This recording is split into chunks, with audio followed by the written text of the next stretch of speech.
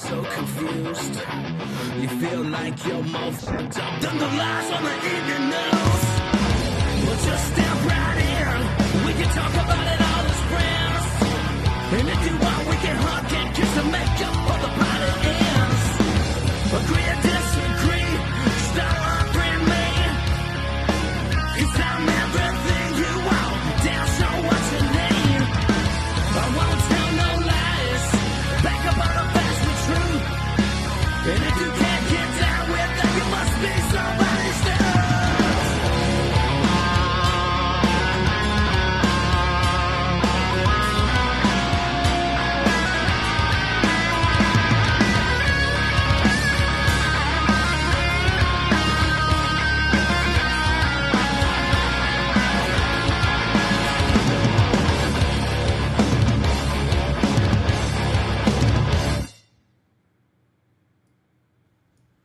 Hey, Hog Twins here. Check out our friend Matthew Spirit at his podcast at The Dumb Show and his website, don'tunfriendme.com. Yeah.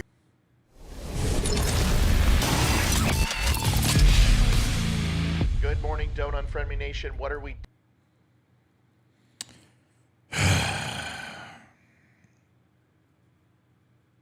That's the sound of this morning.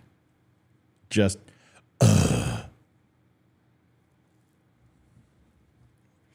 swear want to take my black aluminum amazing super thin expensive Apple keyboard that weighs absolutely nothing, that can last 6 months on a charge, and use it as a broadsword. Yeah, so the whole coffee outside thing is great. It's a pain in the ass. And it's not because it's set up. I've made the most rudimentary, simplistic system in the world, and it's still a pain in the ass.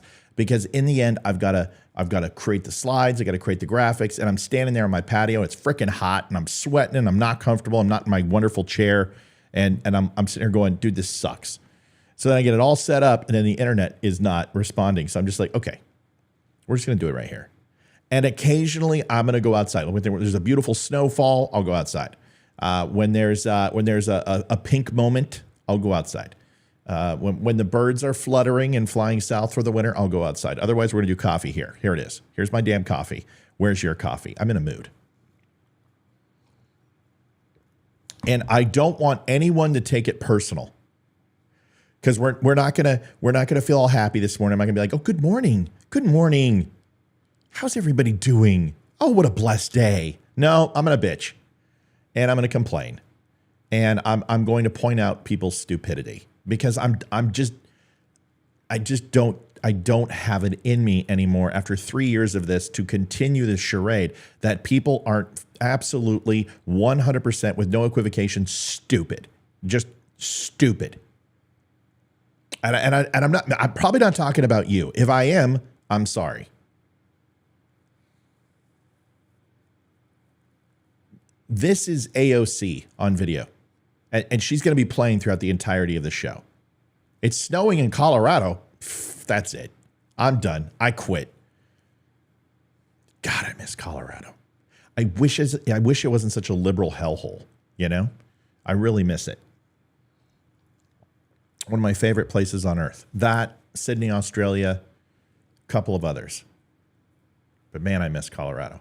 Anyway, Colorado won last night, 5-2. Astros won, going to the ALCS for 7 years in a row. Colorado Buffaloes won, they're 4-2. Life doesn't get much better for the Spear household, sitting on an NBA championship with the Denver Nuggets. I mean, why do I even play? I should just sit down. Just sit down. So here's the problem. First of all, AOC is crying because this was back when she had just cut her teeth, where she tried to go ahead and explain what was going on in Palestine and Israel and completely fell on her face. And we realized that the only thing good that AOC was for is that if you had recreated the Titanic, instead of floating on the door, you could float on the buoyancy of her boobies, which are quite fantastic, mind you. Even in a houndstooth pattern, you can see they're voluptuous and soft. But nonetheless not making up for the air that's in her brain. Crying because legislation passed to, now get this. Are you ready? Okay. Fund the Iron Dome. She cried for a defense weapon system that has no capability to offend anyone other than some migrating birds or people who have issue with CO2 being injected in the air from some amazing badass rocket systems. Or also people who will see Quasar missiles coming over and get blasted by the Iron Dome. It saves their life. And then they go out in their front yard and they're Karens and they're 1-800 dial IDF. And they're like, there's rockets in my front yard that saved my life. What the fuck is going on?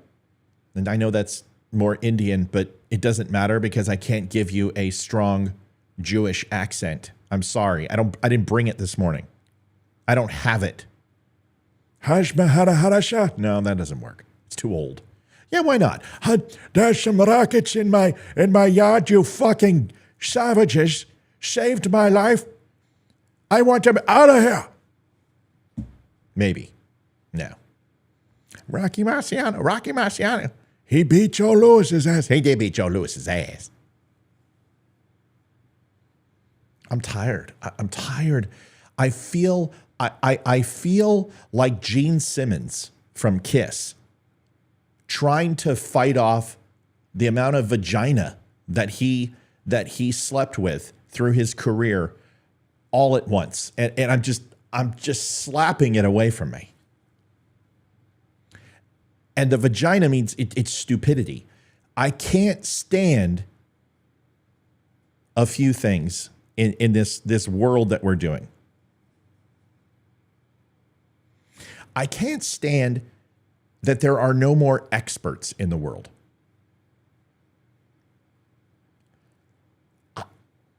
Listen, you came to me in COVID for a reason.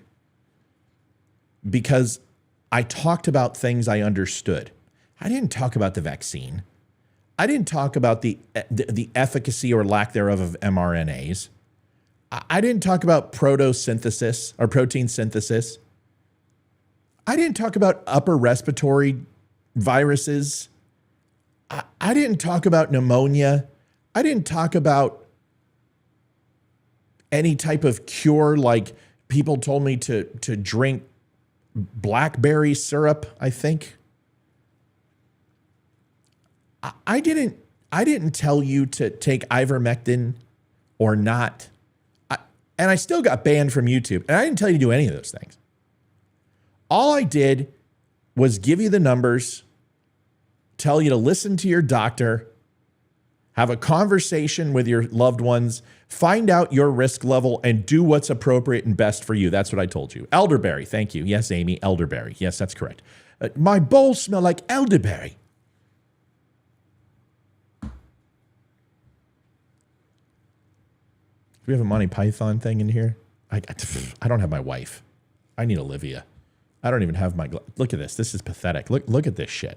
I got to zoom out. They're so bad. I don't even think I've got... I can't even see. Hold on. It's all part of the... No, that ain't it. That's part of the plan. I can't... Screw it. Monty Python. There it is.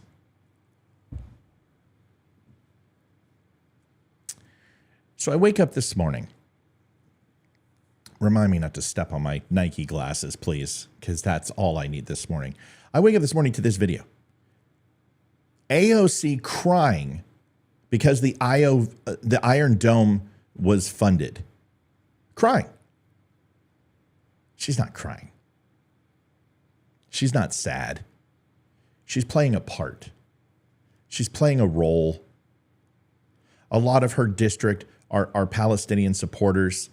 They're the DSA communists, the one that got her into office, the one that she now is admonishing because they said some mean things. You know, like Ilhan Omar, they said some things. They did some things, like fly 2 planes into the towers, and hit the Pentagon, and yeah, Flight 93. Just some things. just like Hamas, they're doing some things. I'm going to get to the point. 'Tis but a flesh wound. That's right. Look at the bones, man. Oh, you made me soil my armor. Right, one rabbit stew coming up. Ah, I told you, but no, yeah, see.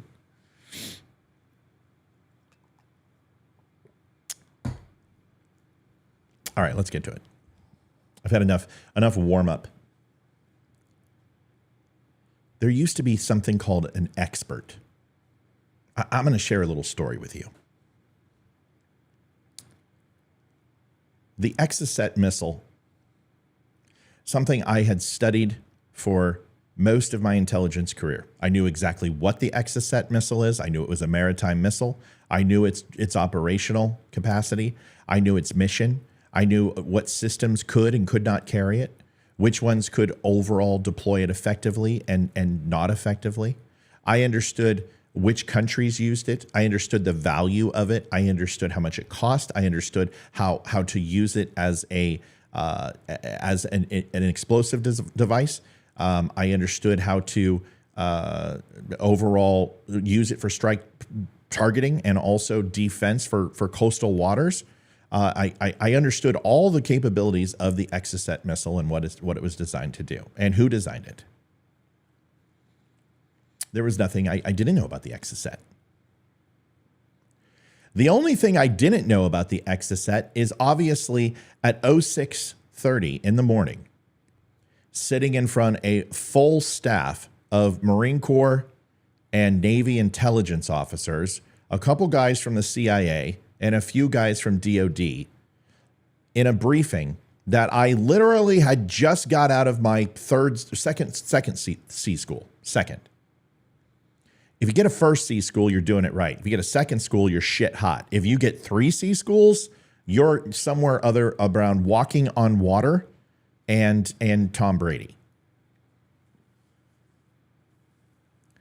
And as I'm tapped to go off site from Dam Neck, Virginia, and go to another undisclosed location to provide a brief that just may have something to do with somewhere in the Middle East, and giving a briefing on maritime system defenses in an area, the Exocet missile comes up. And I'm asked a series of questions in regards to, Seaman Spear, can you please walk us through the overall capabilities of maritime defense for undisclosed country and undisclosed weapon systems in this region? Sure. We go over the A4 Skyhawk. We go over the F4 Phantom. We go over some old E2s that were provided. We go over their incapability of flying over water. They can't fly at night. They can't fly in inclement weather. However, there is one threat that blah, blah, blah, blah, blah. The F1 Saab in particular has the ability to carry the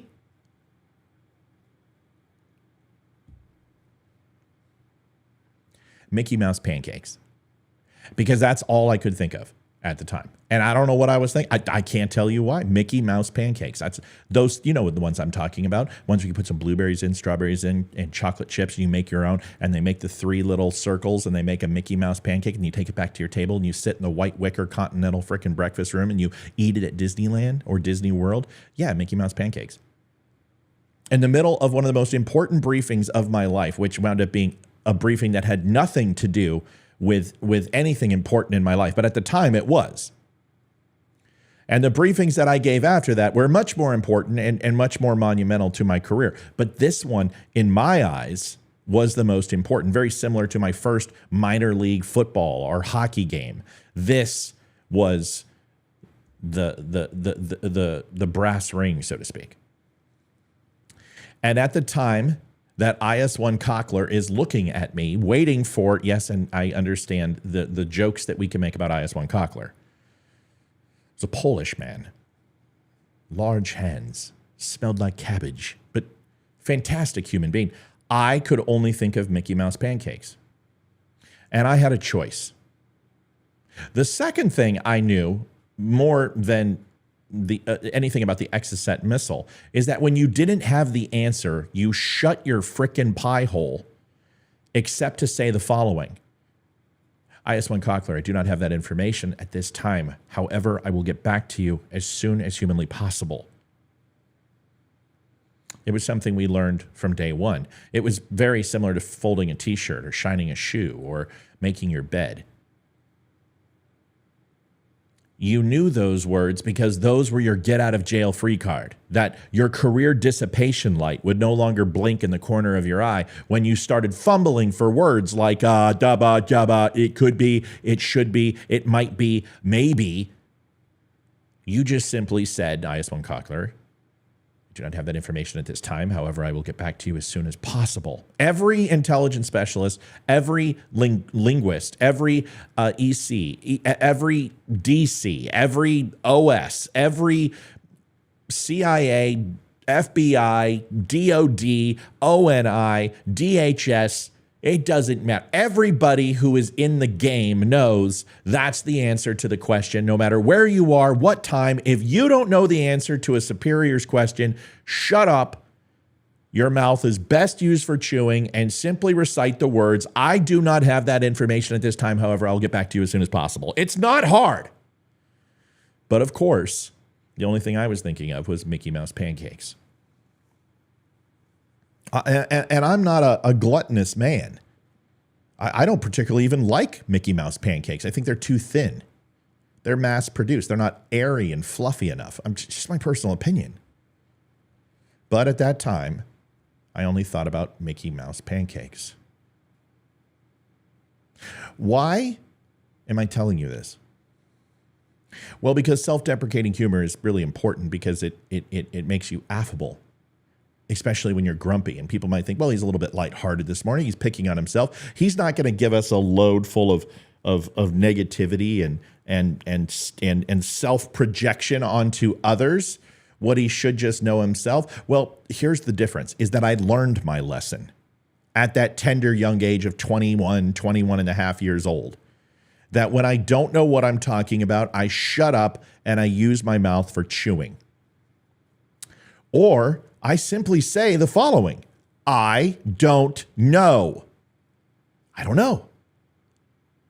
But somehow, over the last, I don't know, few decades, we have went from I don't know, which is a sign of intelligence, actually. And I know that we have this some sort of irrevocable ideology that saying the words I don't know is a travesty of epic proportions, but it's not. It actually demonstrates that you have a high level of intelligence, a high level of deductive reasoning and logic, and most importantly, self-awareness. I don't know. Take a sip of coffee, folks. It's not going to get any better.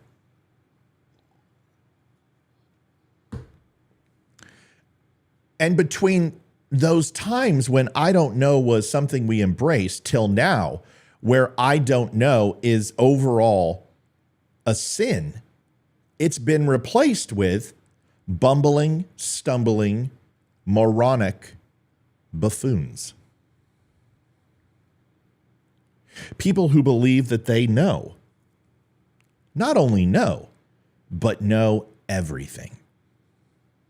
Now, people might say, wait a second, Matt, you've done 538 shows. You've done hundreds upon hundreds of live shows. You've done interviews. You have talked to us in small stories, in reels, in tweets, and twits, and twats, and all of that. You're talking out of your ass. You know everything. Well, guess what? Not really true. In fact, if you look at the general semblance of my catalog, it's always surrounded by politics, war, military, or pointing out people's stupidity.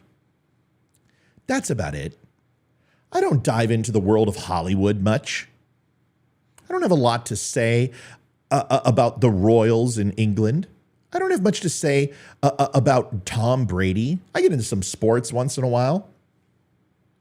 And what you're taking as general knowledge and overall being well-read and well-educated on a various amount of topics isn't claiming that you know everything.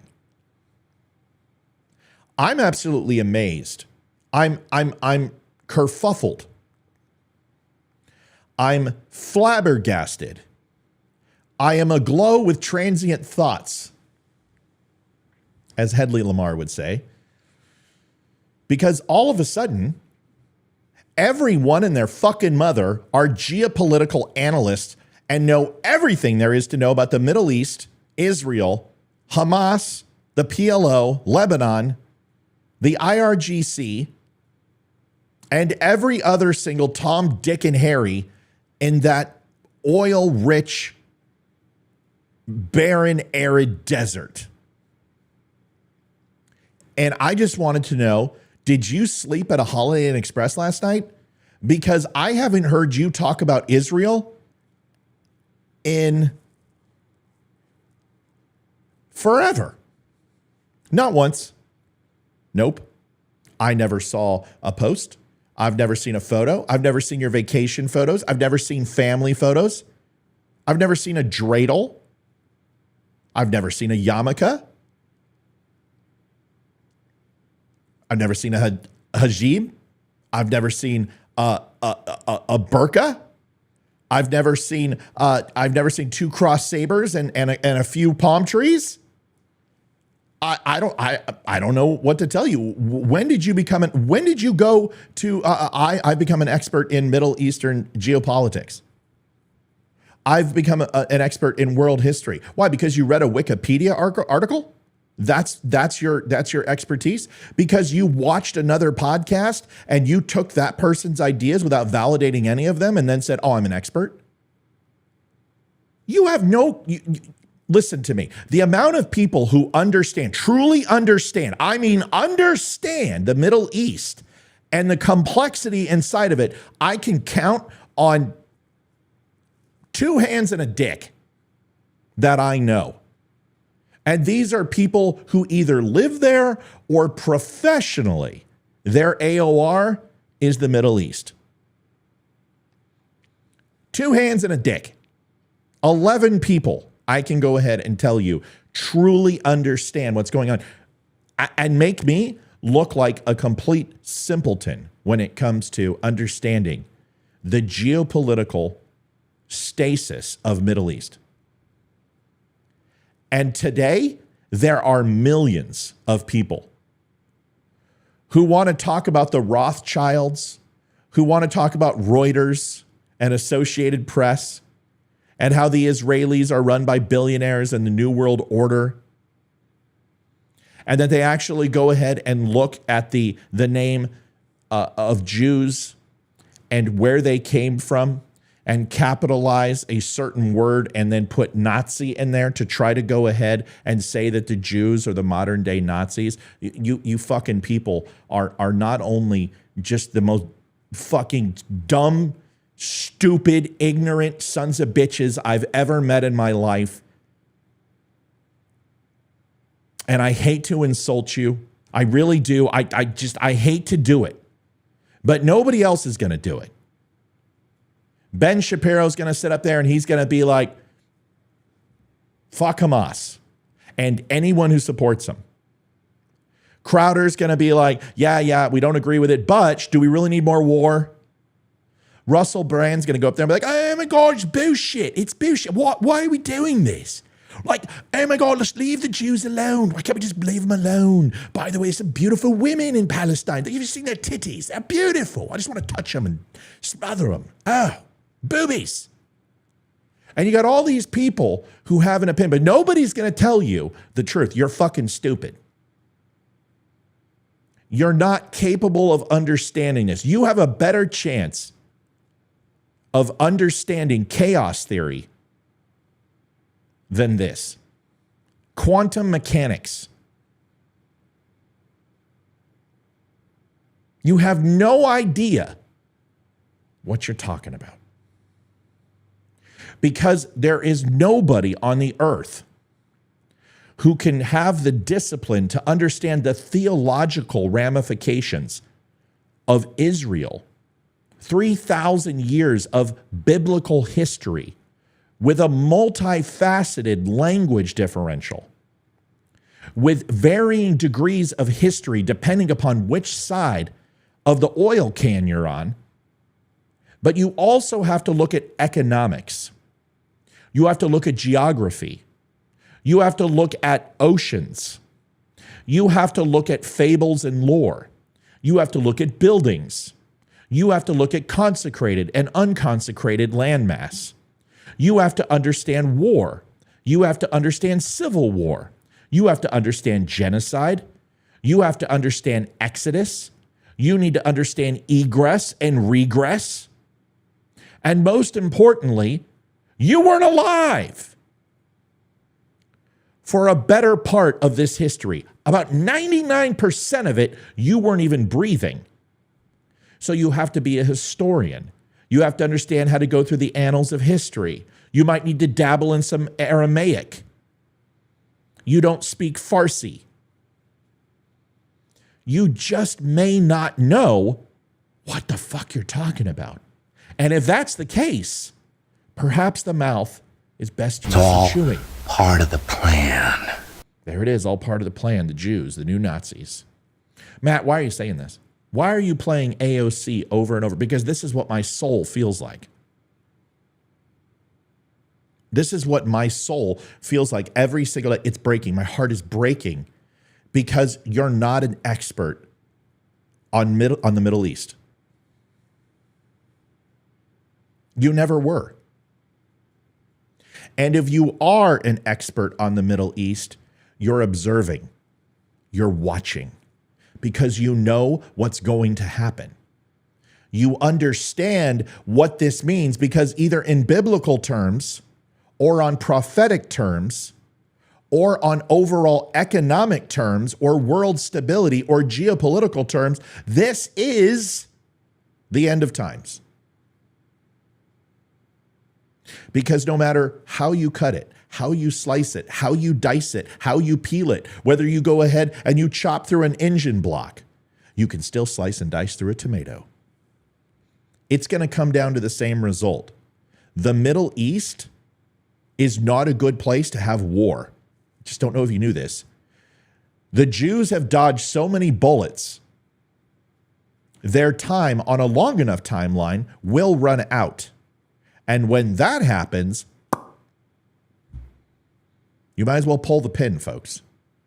Because it doesn't matter where you look. It doesn't matter what discipline you study. Israel and what can go on there is the end of times. And that's not just from a biblical sense. I want you to understand what Israel is going through. I tried to post a meme today. Real simple meme. Nothing complicated. And I'm going to give you a break. I'm going to go ahead and take off AOC and see if I can find this meme. Looks like I'm going to have to go to Facebook. We haven't even gotten started yet. So much for coffee in the morning. Here it is. Just a simple little meme. Not even really that important. I'm going to save the image so I can blow it up for you.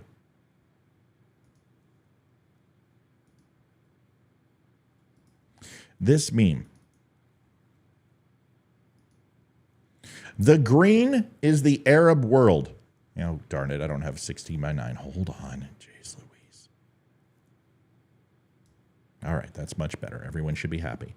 The green is the Arab world. That tiny speck is Israel.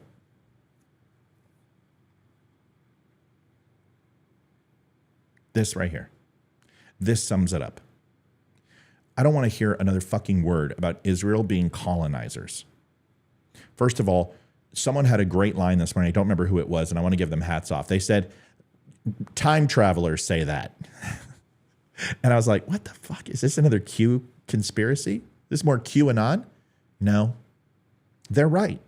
It's people who live in the past. And it's really a great way. Instead of calling them snowflakes or libtards, call them time travelers.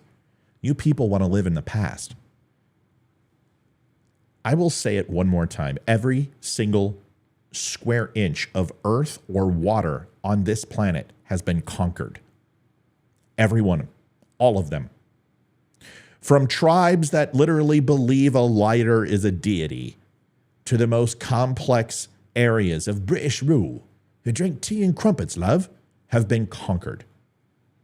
From the Ottoman Empire to the Russian Empire, to the Chinese Empire, to the Mongolians, to the Saxons, to the Moors, to the Romans, to the Japanese, to the American Empire, which we're currently living in now, the Empire of the United States. Dun, dun, dun, dun, dun, dun, dun, dun. Yeah, all of it has been conquered. So, if you want to go ahead and tell me that the Israelites are conquerors, no. Nope. Not even in the slightest. Now, have they been slowly dwindling the land of Gaza and West Bank over the last 75 years? Yeah, they have. Have they been slowly taking their land back? Yeah, for a lot longer than you would think. In fact, when they bought it from the Arabs in 1830 during the Ottoman Empire, we can go all the way back to King David if you would like, and we can go back to biblical terms 3,000 years ago in Canaan. And we could talk about how Jerusalem was the capital of Israel. We can talk about how the Palestinians came around in Syria, Palestina, which Syria was dropped and broken off, and Palestine became its own land. Roman Empire. The claim that the Jews have to their land in Israel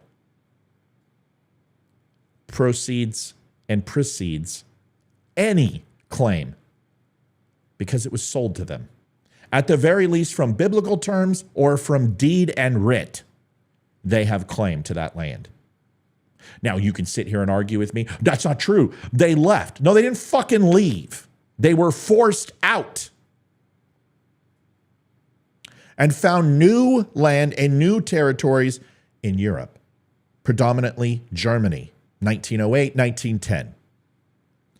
And literally ran Germany. From government to finance to everything was ran by the Jews. And when World War I was lost, Hitler, and that guy, the real Nazi, who wasn't orange, by the way, and wasn't named Trump, decided to go ahead and turn the German people against the Jews for the loss of World War I. But more importantly, Hitler's inability to sit at the table on the world scale and was shunned like the Japanese and put at the little kids' table. Well, Adolf Hitler didn't like that.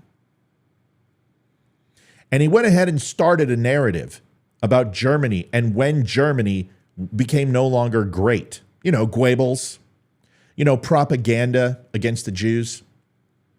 And started to make small nuance in regards to who was responsible. The banks, the people who owned property, the people who were in government, and turned the German people slowly against the Jews and expanded political influence in Germany. Very, very small. The Nazi Party had 6 delegates, 6 representatives in the government, and expanded that and exponentially grew over time with a simple idea. Then when that wasn't good enough, they decided little tiny things like gold stars above their businesses would show who the Jews were and who the Germans were. Relocation of the finest properties were moved and put into the slums where the rats were. Maybe occasionally some Jews would cross the street and fecal matter was thrown at them. Whatever it was, there was a turning inside Germany. The Jews were rounded up, 6 million of them, murdered, raped, destroyed, teeth pulled for their gold. Everything they owned was reallocated to the Nazis. Entire generations of Jews were murdered. Now, some people say it doesn't exist. Some people say the Holocaust isn't real. You're one of the people I'm talking about. You're a fucking idiot. You have never stepped foot, probably in an airport, let alone anywhere near the Middle East, anywhere near Germany. You haven't visited Auschwitz. You haven't been to Poland. You don't have family there. You haven't heard the stories from your grandmother as she sits down and tries to whittle something from yarn and ivory sticks into slippers for Christmas as she talks about it with the tattoo on her fucking arm from her camp assignment. You haven't heard those stories. You have no idea what you're talking about. You weren't there because you don't have perspective. You don't have perspective from a great-grandmother who was a Jew who fled Germany, but also related to Albert Speer, who was one of the largest propagandists, who was an uncle, great uncle of mine, who hunted Jews. See, I got to hear both sides of the story. So not only did I get confirmation from the Jews, I got confirmation from the Nazis. As my grandfather would tell me his shame being related to Albert Speer and the shame that we should have as a people, as Germans and Jews and Gentiles. But it's fake. Fine. It's fake. The Holocaust isn't real. That's fine. It was all propaganda from the New World Order as the Jews who run everything wanted to go ahead and pretend that 11 million people were massacred, 6 million being Jewish, and the other 5 million being supporters. No way to prove that at all. The bones in the cemeteries full is all just a joke.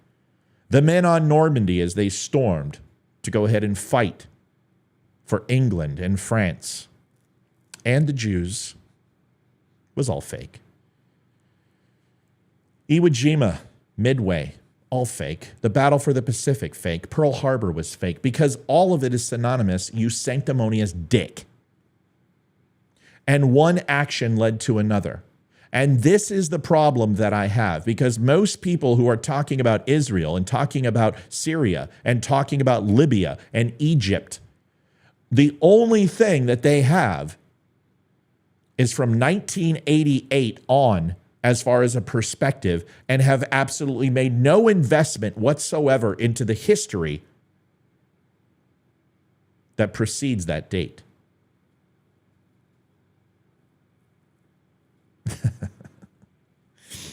I'm so glad I'm not reading chat. By the way, before I do, I'm not going to. Here's your link, especially to the Junior Coltrane. Love for you to come in. Why don't you come in and tell me all about CNN? Because that's who you are. So myopic in your thinking that I say things that make you feel, I don't know, dirty, icky. And you go, well, you're a CNN watcher.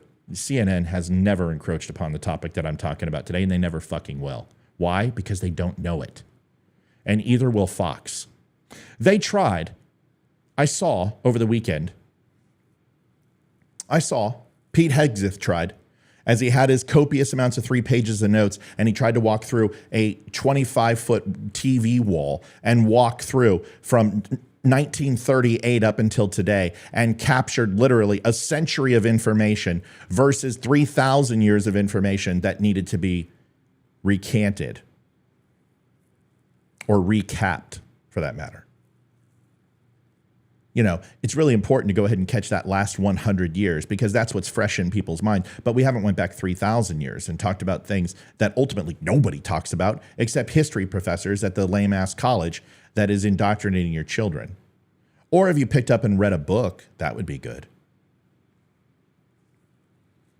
It's interesting that somebody would say to me, you watch a lot of CNN. I've never heard CNN talk about any of this. 99.98% of the landmass in the Middle East that is split between Arabs and Jews is owned by Arabs. The Israeli people have been absolutely surrounded for their entire existence in the Middle East. And not only that, if you're going to sit here and say to me, okay, the Jews asked for this. They expanded their territory into West Bank and Gaza. Well, that's true. Because every time Gaza decides to not put money in infrastructure, not to go ahead and take care of their people and build schools and roadways and bridges and their own power and own water. They decide to buy rockets, and they decide to fund terrorism, and they decide to allow people to go ahead and build these massive amounts of armaments and occasionally go ahead and launch into places like Tel Aviv and Jerusalem and southern Israel. If a country continues to want to wage war when 90% of the adults who live in Gaza support Hamas, I can understand why people want to talk about the 50% of the children who are there, because that's all we're hearing. 50% of Gaza are kids. Yes. Which is even more horrific why the sons of bitches in Hamas who surround themselves with civilians, what would you like Israel to do? Since when is a Jewish life less important than an Arab life? Israel does not understand the difference between a BB gun and a missile. If you decide to throw a rock, they're going to drop bombs. They only have one way to respond, and that is without any equivocation, force. Because that is all the Arab world understands. If you think I'm wrong, explain why Trump went and hit Soleimani. What did Iran do? They backed the fuck off. What was Iran doing? They were pushing into Saudi Arabia. They were launching rockets into Saudi Arabia. They were moving skiffs and boats toward U.S. naval forces and constantly getting in conflict. They were flying over the 32nd parallel. They were pushing their boundaries. They were funding Syria. They were funding Lebanon, Hezbollah. They were funding Muslim Brotherhood and Hamas. Took one assassination of Soleimani, Donald Trump. What do? They ain't fucking around anymore. Now they are. The Arab world only understands force because that is the only way they have dealt with every interaction that they have ever had. That's why the peace treaties under Donald Trump and the Abraham Accord were so incredibly unique to the area. He should have a Nobel Peace Prize, but they'll never do that. They have to give it to Obama for doing 284 fucking drone strikes against American citizens in the same area, mind you. But he gets a Nobel Peace Prize. 2 of them, if I'm not mistaken. Somebody correct me. But yeah, I watch CNN. I used to watch CNN. We watch CNN every day in my skiff. In the Joint Intelligence Center. Leroy will tell you the same thing, because CNN used to be a media that we could trust. And honestly, they would get shit before we did. It was the greatest intel flash watch we had ever seen. CNN was on 24 hours a day with Wolf Blitzer and everybody else. It was always on. And then CNN stopped doing something. It stopped doing the news. And Fox News has never done the news. What you're not being told is the following. If Israel is lying and the Arab world doesn't want to destroy them, then explain to me this. Just riddle me this real quick. As a CNN watcher, help me understand. As a CNN watcher who has 220 people on, and I'm going up against Benny Johnson, and I'm starting to take his audience. 285 people I have on now. This show couldn't get 10 people on 3 years ago. We're growing. And we're growing for a reason. So this CNN watcher might be onto something. Just maybe. We got Rumble on now. We got Twitter on now. We got YouTube on. This is one of our largest morning shows we've had. It's growing, folks. Why? Because I don't bullshit you. I don't lie to you. And I don't tell you things that aren't true. So let me ask you a question.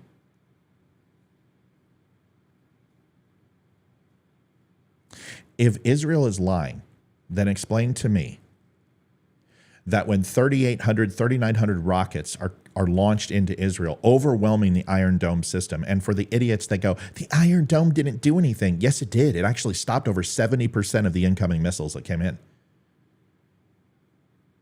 But what you don't seem to understand is intercepting missiles is an incredibly difficult strategy. In fact, Ronald Reagan spent billions on it, and it was unsuccessful.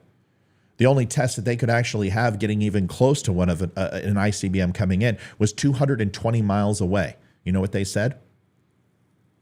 That's improvement. Intercepting a missile is difficult. And the Iron Dome is a feat of amazing technology. It surpasses just about any other integrated air defense system on the planet. And this thing makes calculations in nanoseconds. And it does a hell of a good job. But you're not going to stop the volume of barrage. It never will. It can't. See, people actually think the Iron Dome is a solitary system in the middle of Israel that covers the entire country. That's how stupid people are. Actually thinks it's a physical dome like in Las Vegas. That big giant sphere you see, that's what they think the Iron Dome is. The stupidity of those people watch CNN and Fox. The Iron Dome is named that because it's a metaphor. It's an Iron Dome that covers Israel. It's a series of weapon systems, integrated air defense systems that protect Israel. And they are spaced all over. And very similar to surface-to-air missiles that protect from high-altitude aircraft or supersonic aircraft, integrated air defense systems have a varying degree of responsibility. And this one is to intercept missiles. Don't you remember the Scud missiles that came over, that were put into Kuwait, that were shot over into Israel from Iraq? Do you want to know the success rate of getting those down with the Patriot missile? Yeah, those things were like 7% successful in their interception. The Iron Dome is worldly better. And it's an amazing piece of technology. But of course, AOC cried over it being passed.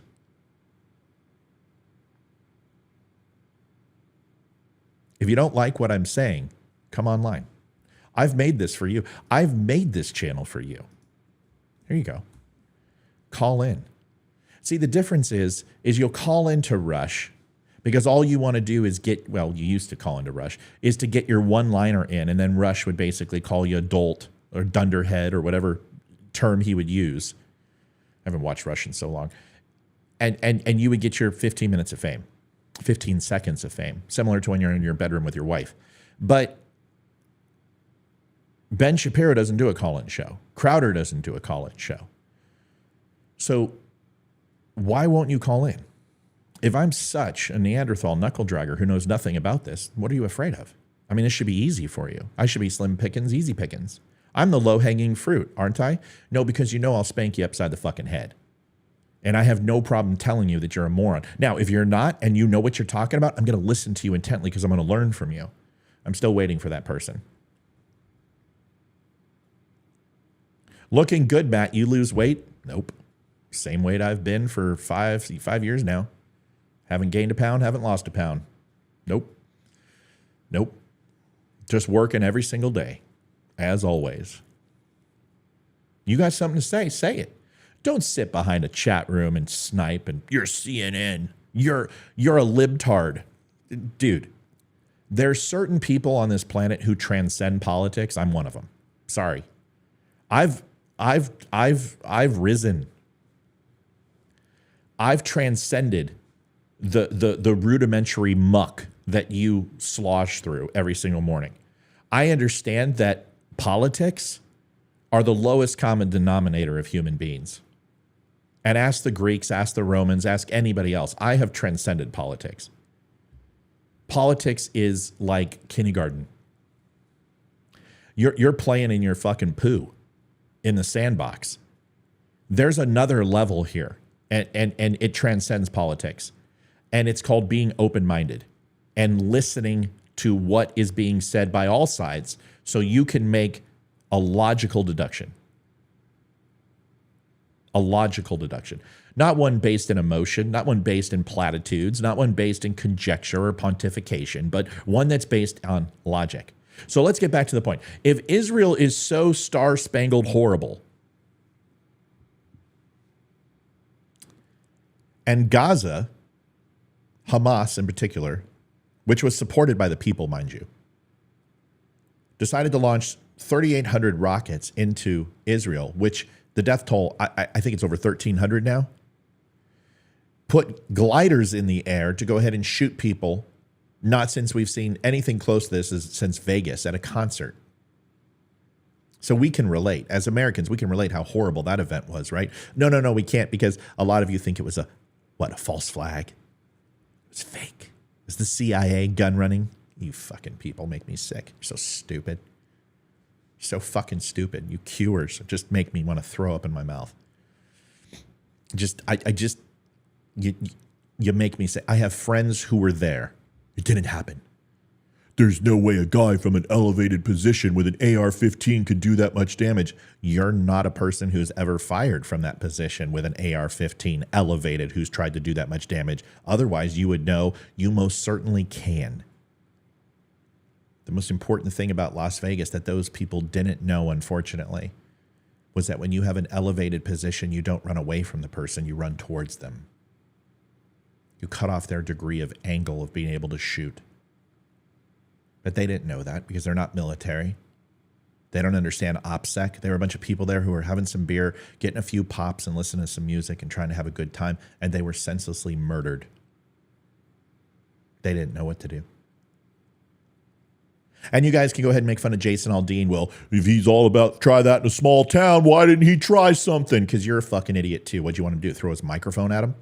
Hey, guy, excuse me. Sir, firing high projectile rounds, could you please take a moment and stop? What are you fucking people stupid? You want him to go to his truck and get his handgun?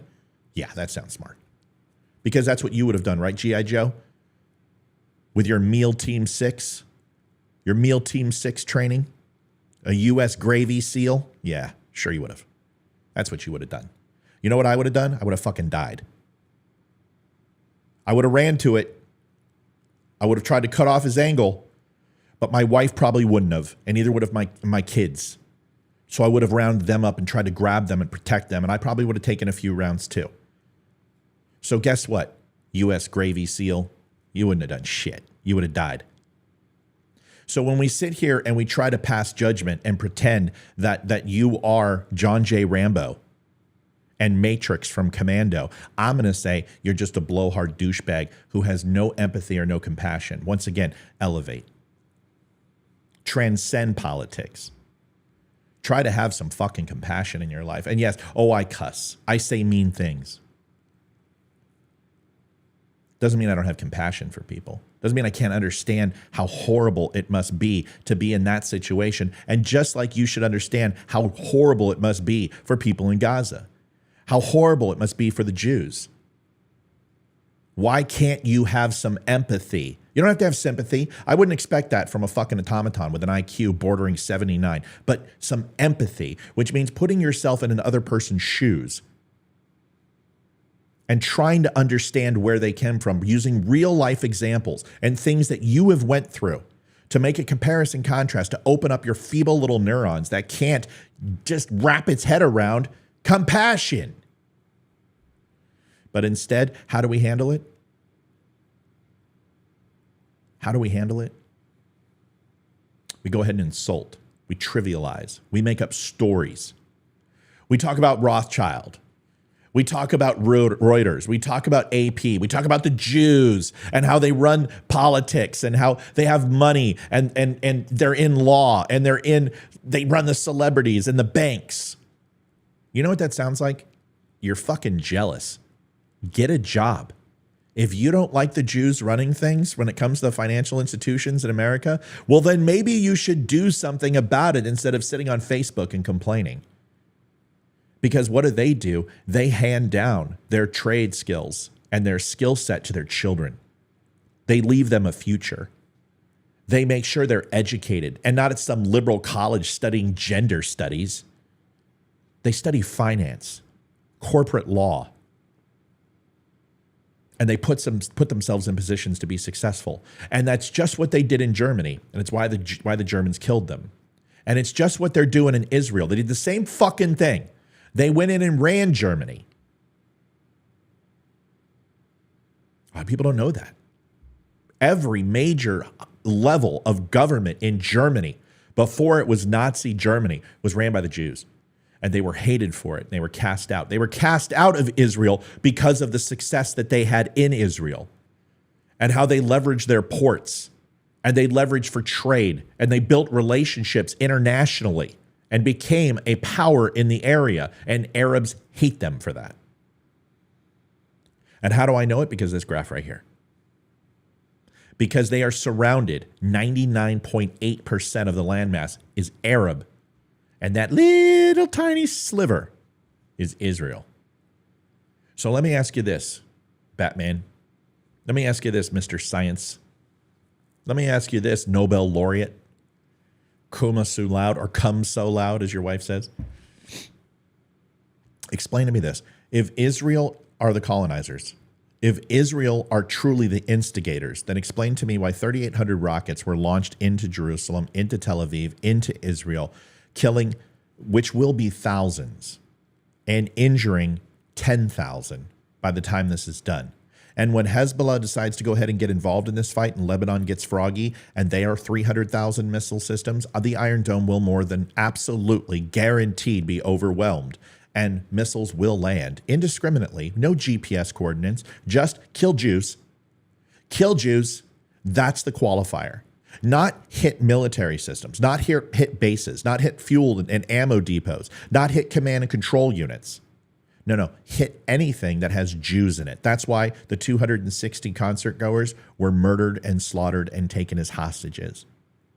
They weren't a military target. It was a fucking mini Woodstock. And you people are going to sit here and tell me, oh, they're victims. Hamas are freedom fighters. You know what? I have never met freedom fighters that take children as hostage. I've never met freedom fighters that destroy and break women's fucking kneecaps and mutilate their bodies so they won't fucking run. I've never seen it. Well, actually, I have seen it. From ISIS and Al-Qaeda and Muslim Brotherhood. The fuckers you're defending. Because that's all Hamas is a break-off of Muslim Brotherhood. And if you don't know that, it's because you're a fucking idiot. And you watch CNN or Fox News. Because I just got into this, man. I know everything about this world. I've been there. You know what? Talk to any person who's been in the sandbox. Talk to any person who went overseas and fought that shit. And every one of them will tell you that you're a fucking idiot. Every one of them. Because they were there and they don't even understand it. The Marines, any Navy, team guys, Delta, they'll tell you they don't understand the craziness that went over there. They don't understand the thought process of walking into a bar and clacking off a vest and killing women and children and sailors and Marines and fucking people who are actually trying to help the people of that area. They don't understand it. And ask anybody who was over in Vietnam and when the VC would come into town and would blow up civilian targets. They don't understand that either. Or why they would go and sweep village to village and they would find rice and food and weapon systems in these civilian areas held by the VC, and how these civilians would set traps and grenades and booby traps to kill American soldiers when they were there to help. They won't be able to describe it either. You don't know what you're talking about. But let's just say, we'll get back to it, 3,800 rockets were sent in. If Israel is the aggressor, if Israel are the colonizers, if this is true, then why is the IRGC from Syria, from the east, flexing against Israel? Why is Hezbollah and Lebanon from the north flexing against Israel? Why is Egypt securing its border and flexing against Israel? Why is Iran flexing against Israel? Why is Qatar flexing against Israel? Why is United Arab Emirates, which has been one of the strongest allies of the United States in the last 15 years, even though they house terrorism, why are they flexing against Israel? Why is Saudi Arabia saying, we might continue peace talks? I wonder why. It's almost like, let's see, that person's successful. They're doing well financially. They believe in women's rights. They're humanitarians. LGBTQ accepted in the military, in society in Israel, completely acceptable. The only country in the Middle East that doesn't throw homosexuals off of fucking buildings. The only place where you can be a Christian and go and fucking visit and spend time in Jerusalem and be accepted as a Christian in the Middle East is Israel. Now you can go to Morocco, you can go to other places, you can go to Egypt. Yeah. You can do all that, but there's certain places you better not fucking go, or you will be removed from your body with your head first. And if you're going to go ahead and tell me that that's not true, you don't know what you're talking about because you've never been there. Israel is one of the most accepting places in the Middle East, and they're hated for it. So you can sit here and tell me, well, if that's not true, why are all the Arab nations rising up or flexing against Israel right now? Because that's what they always do. And that's what they've done forever. Instead of hating each other and the Sunnis and the Shiites and the Muslims fighting together and hating each other and the Arabs fighting each other for territory, the one thing that they always get up for is killing Jews. That's the fun part. Nothing can, hey, oh, do you want to have a good day of going ahead and fighting each other over camels? No, fuck that. Let's go kill some Jews. Yeah, fuck yeah, let's go do that. Kill Jews. That's the easy part. And then you morons, you geopolitical experts on Facebook and Twitter and Rumble, come on and show us your worldly knowledge because you went ahead and looked at two pieces of information and tied some sinew around them to make it sound like Jews want to take over the world. Have you ever thought, it's just a question. I just want to ask a question. Have you ever thought that maybe you just hate Jews? And that's okay. There's some people and some nationalities that I don't like, okay? I'm not going to lie. I can openly admit it. I have been all over the world, and there are places where I'm like, nah, I don't really like the people there. France is one of them. I can't stand the French. Can't stand them. I have no problem with the French. I have no problem with French people. I'm French. I've got French blood in me. My grandfather is French as they could come. But guess what? I don't like France. Hate France. Don't like going there. English. I like the English. I like rugby. I like tea. I can't stand Parliament, and I can't stand the monarchy, and I can't stand the royals. I also can't stand that we're not that far removed from having the British Empire literally fuck over most of the world. Okay, so I'm not a big Britain, for Queen and country love. Not a big fan. But beautiful area. I love it. I love foggy weather. It's like Seattle, 24 hours a day. I am not a huge fan of the English. But they serve a purpose. But it's amazing they only need us when they need us. Hey, World War II, America. Hey, Europe, America. Hey, Iran's fucking with us and taking hostages, America. Donald Trump, oh, fuck you, you bloomin' bloker. You orange marmalade-looking motherfucker. Stay out of here, for God and country. And put another tea and crumpet on the barbie, sir. Not a big fan of the English. But we should help the English and we should take care of them and they're an ally. Great, but I'm just not a big fan. But I don't want to kill English people. I don't want them to die. And I don't want France to have another blitzkrieg. And I don't want to have a bunch of Nazis run up and go to northern France and take it over within a 72-hour period of time because a bunch of Nazi speed freaks decide to go ahead and say so. We should defend France. French people don't need to die. Why can't you just admit you don't like Jews? Why don't we start there? Why don't we start there? And I'm not even going to call you an anti-Semite, even though that's what it means. But when you start preaching about Zionists and you start preaching that Palestine needs to be free, Palestine needs to fucking learn how to get along. Palestine needs to learn what most of the rest of the Arab world learned, which stop fucking with Israel. That's what they need to learn.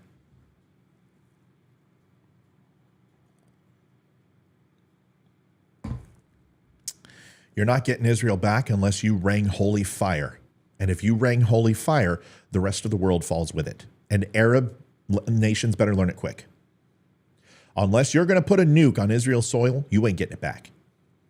Those people will die to a man and woman and child to protect their land because it isn't about a beautiful, safe house.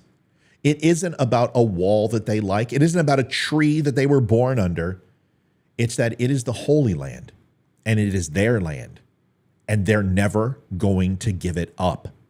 They will all die before that happens. And the only way you're going to kill them all is a way that will bring everyone into a war. Saudi Arabia, if you know what's good for you, you better fucking rattle the saber against Iran. You better tell them to stop getting froggy. And Lebanon, if you're that stupid, you go ahead and attack from the north, and you watch what the Gerald Ford's going to do to Lebanon.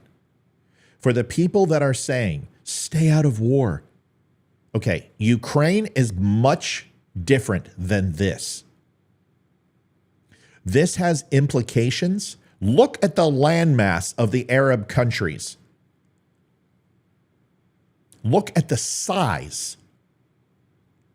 You're talking about something that is almost the size of Asia. The amount of money that is there. If they decide to unify and the Arab nations come together against one cause, you want to see a war? For all these people that are like, oh gosh, Ukraine, why are we in Ukraine? You know what? I'm with you. I think we should get the fuck out of Ukraine. I think we should stop fucking with Russia. I think we should just leave them alone and let Russia rot. Let Europe handle Russia, okay? We've already done this job. I don't support Ukraine. Have you been to Ukraine? Do we want to have this conversation too? Have you been there? Do you understand the level of corruption there? Do you understand that it's Russia 2.0? Do you understand that it's run by corruption, oligarchs, money laundering, child sex trafficking, drugs? That it's essentially a mob state? And that's why they're not a part of the UN? That's why we had to do regime change? That's why we had to install Zelensky? Yeah, you don't get to tell me about the sanctity of Ukraine. If they were, they would be in NATO, not UN, NATO. They're not. And there's a reason not, because they don't qualify. So if you want to sit here and tell me that Ukraine is pure as driven snow and they're innocent in all of this, listen, nobody needs to be invaded.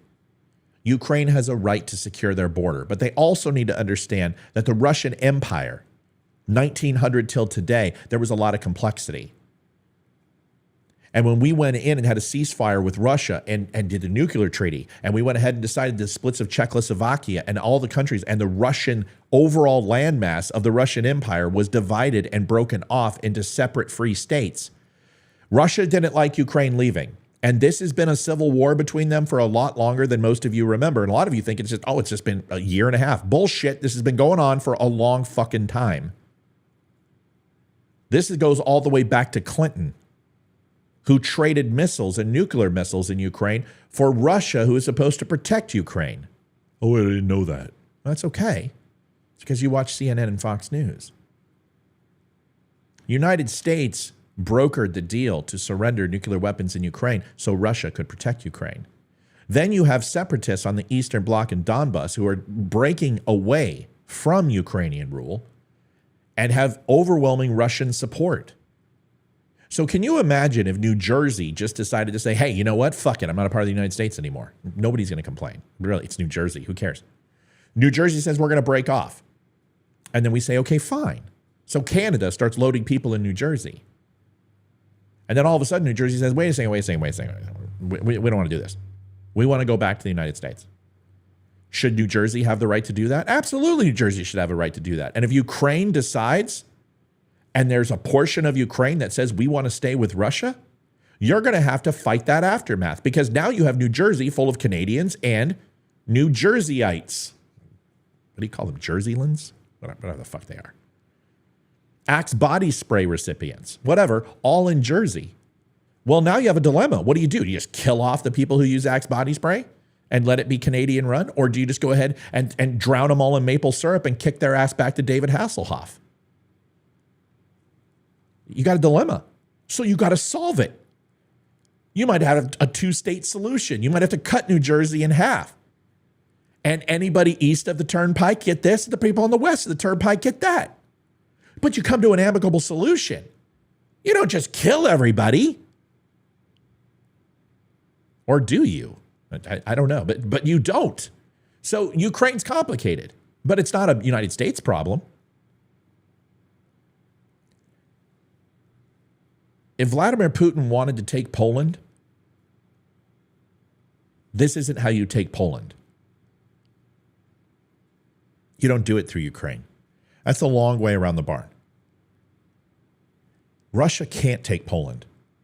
That's the problem. So it's really a moot point for us to sit here and pretend that Vladimir Putin's a threat to Poland when he can't fucking do it. That's like saying Gaza can take Israel. It can't. So let's stop pretending, okay? Let's stop pretending that Putin's going to launch nukes all into Europe. Everything he said about nukes, whether you like it or not, has been all defensive and retaliatory. I'm not a Putin fan. Fuck him. The sooner somebody puts something in his meal, the better. The better. Please, any day now. Really? Just eat the oatmeal, Vladimir. Shut up. Everything's fine. It's good. It tastes like almonds. Shut up. It's perfect. Eat it. Okay, I guess so. I'll just eat it. Don't need to get pissy with me. Almonds, cyanide, almond. Okay, whatever.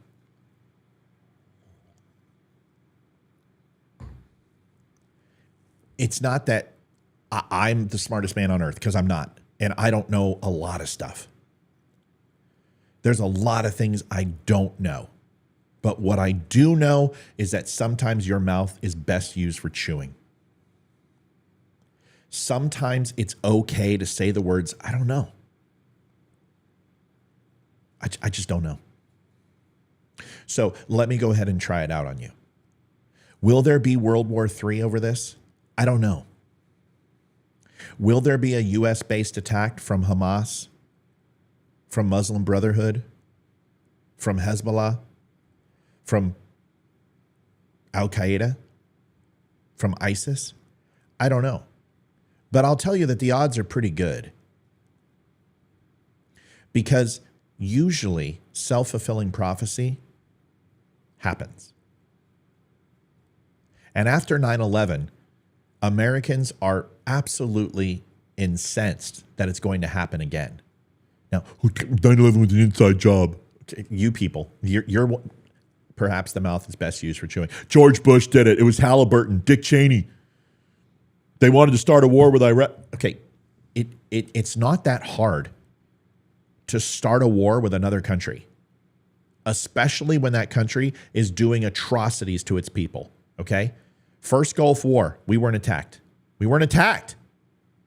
We got in, we went in, we did our thing, okay? Now, everyone's like, oh yeah, the second Gulf War. I'm not going to sit here and defend what happened in OIF and OEF. I'm not going to sit here and defend what happened in Iraq. I'm not going to do it. And I'm not going to tell you that 9/11 stunk to high heaven.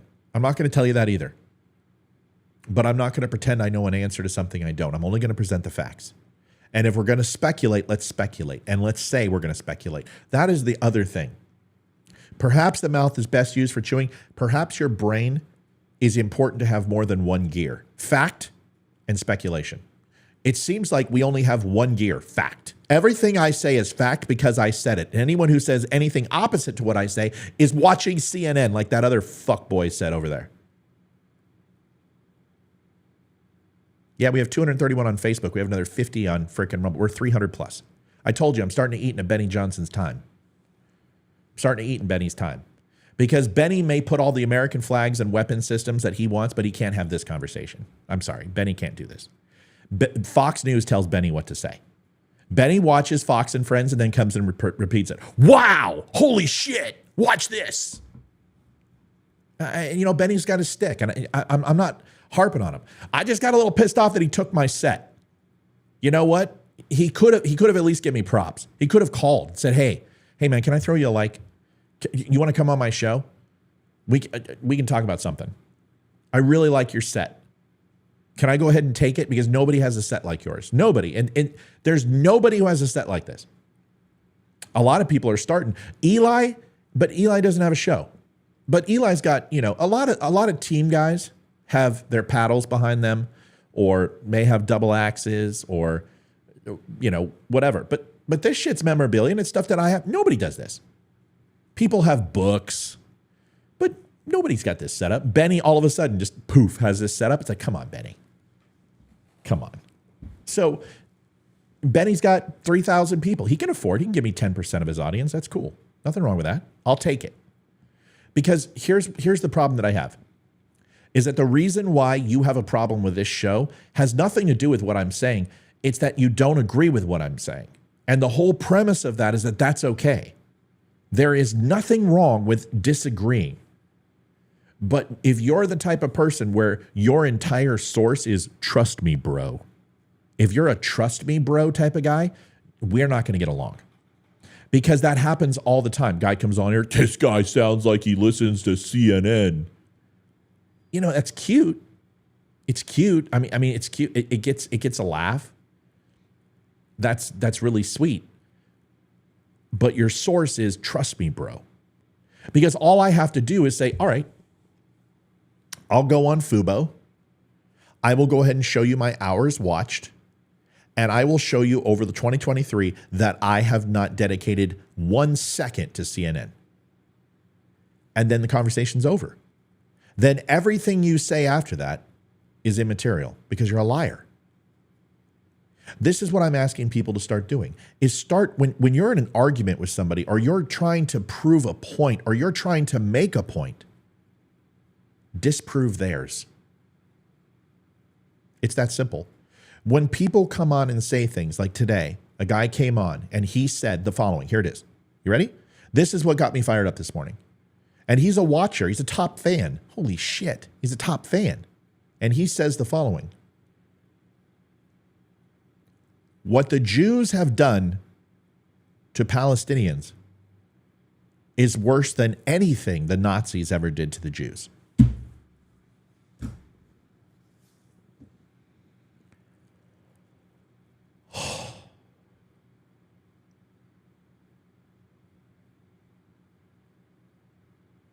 Do you want me to say it again?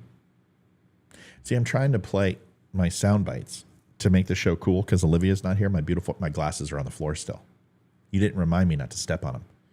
I don't have any cool sound bites. Oh. How dare you? Let me say it again. What the Jews have done to Palestinians is far worse than what the Nazis did to the Jews. Okay. How am I supposed to react to that? How do you expect me to take you seriously when you say something like that? There is no doubt that Israel has killed innocent people in Palestine. There is no doubt over the last 75 years, they have killed their fair share of Palestinians. And the reason why the death tolls are literally like a 5-to-1 ratio, it's actually like 10-to-1. Israel has killed 10 more Palestinians to every one Israeli killed, are two things. The technology of Israel is far superior to Palestine and always has been. Their weapon systems have always been. Their defense systems are better. Number two, the only other reason why is because Hamas fucking cowards surround themselves with women and children. And unfortunately, Israel will retaliate, and they always do. You hit them with a slap, they're going to cut your fucking head off. Well, we're going to poke them. Okay, they're going to cut your fucking head off. We're going to say things really mean, and they're going to cut your fucking head off. Israel does not play around. I said this on Friday before anybody had entered into Palestine, and I told you the gloves are coming off. They're going to cut off water. They're going to cut off electricity, and they are going to starve those people out, and they're going to go door to door, and they are going to kill anyone who resembles Hamas. Period. And that's what they did. I said they're going to give them a 72-hour stay of execution. They're only going to hit military targets or intel targets or back tracing where these rockets came from or where these mobile systems have parked. I said this on Friday. Everybody was there. 4 hours. Huge show. 500 and some odd people. Everybody heard me say it. What happened? Exactly what I said. I said, Lebanon will fire off a few rockets. They'll let Tel Aviv and Jerusalem know, hey, we're fucking here. Don't mess with us. IRGC will stage along the Syrian border. All of those things have happened. So either A, you go ahead and start listening, or B, you start talking. Get your own show so I can watch it and you teach me what's going to happen. Otherwise, shut the fuck up and listen. Lead, follow, get out of the way. If you have some sort of knowledge that I don't possess, then get your show and I will watch you. But you're not going to come in here and try to tell me something that I understand better than you ever will. Because what I don't do is I don't placate to my audience and pretend to know something I don't. Because most of the time when I do encroach upon areas of topics that I don't understand, the first thing I say is, guys, I'm really not terribly familiar with this, but I'm going to walk through it with you and we're going to learn it together. That's everyone who watches my show knows that. And we'll get online and we'll start going through things together. But there is one thing I can do, and it's a skill set, and that's smell a lie like a fart in a car. And I know when people are lying. I know when people are making stuff up. So when you say to me and you try to poll with the emotional platitudes and say, what about the children? I don't know. Let's ask Hamas, what about the children? Let's ask the Palestinians who use money for rockets and don't stand up to the terrorist cells inside of Palestine, who have not overthrown Palestine. You know what I would do if I was Palestine? Pretty simple. I would go ahead and I would train 15,000 Palestinians of men fighting age, between the ages of 22 and 40. And I would train them. And I would arm them with as much as I could, because there's enough weapons in fucking Palestine where everybody gets a shot. And then what I would do is I would overtake Hamas. And I would go and make and barter a deal with Israel to go ahead and help us overtake Hamas and eradicate them from your country. Throw them in the Mediterranean or the Black Sea, or wherever you want to put them. Blame it on Russia. Put them in the Black Sea. And get rid of Hamas. And then go to the Jews and say, we're done. No more fighting. We want a treaty. We want our land that is currently our land to unequivocally be our land. We want lines drawn. We want port access because it is absolutely crucial for us to grow. But I promise you this, no weapons will be bought. We will actually have Israel be our standing military. We will allow you to put military bases in Palestine to protect our ports, to protect our borders. But no longer will you expand your land into Palestinian territory. This is now ours. We will no longer seek Jerusalem. We want the West Bank. We want Gaza. We want port access for trade. We want the blockades to stop. And we will eradicate Hamas from our country. And we will have peace. You know what? They'll never do it. Why? Because they fucking want to kill Jews. That's why. And that's all this is about. Killing Jews. This isn't about territory. It's not about the Holy Land. It's not about Jerusalem. It's not about kill Jews. That is what this is about. And if you want to tell me I'm wrong, then fucking come on the show and tell me I'm wrong. Because I just gave you a plan. I just gave you a plan that would work. And I promise you the Jews would take it. Not now. You're fucked now. Now it's over. Now you're going to be eaten through a straw. Because Israel is now saying 75 years, we're done. Nope. Angel, if I don't answer the phone the first time, it means that I'm not ready to talk. Israel is saying, I'm done.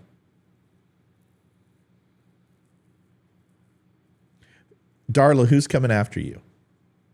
I haven't been in the chat. I have not read one thing in chat, so I'm sure it's firing off. I mean, with almost 300 people. Look over there. What about the U.S. border? So Laverne, let me make sure I understand this. Your idea of a distraction is murdering 1,500 some odd Jews and injuring 5,000. Sending paragliders into a concert, killing 260 unarmed civilians at a peaceful concert. Breaking kneecaps of women who are trying to run, kidnapping American citizens too, killing innocent civilians, holding hostages and using them as shields. And you guys want to say this is a distraction? Consider me distracted. Angel, it's not working because I just if you have a specific topic you want to talk about, I'll take it. But I don't want to hang out and chat. I'm on a roll. Oh, Junior Coltrane's back. God, I can't wait to read this shit. Hold on. Let's see how smart you are. Dude, I can't even. Let's see how smart you are. What's the easiest thing to waste but impossible to replace? Time? I learned that in second fucking grade, Junior. How come it's always cat people? How come it's always, I'm a cat person. Why is it always you cat people? Junior culture. Ooh, wow. You intellect. Ooh, you almost got me there. Ooh. Thank God I got that riddle that I learned in second grade. Woo-wee. Ooh, you smart, boy. You smart. You really pushing my brain. My indubla oblongata is just overtime. Junior, you're a twat waffle. Change my mind. You're correct. Most people don't know that. I know, Junior. That's because I'm smart.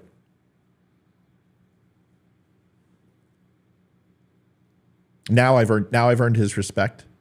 So now I've earned your respect, Junior. I solved a riddle from everything I've said from start to finish on this show. I haven't earned your respect, but because I knew a riddle that you knew, now I'm the smartest motherfucker since sliced bread. Just, dude, seriously, you're the guy. I made this show for you.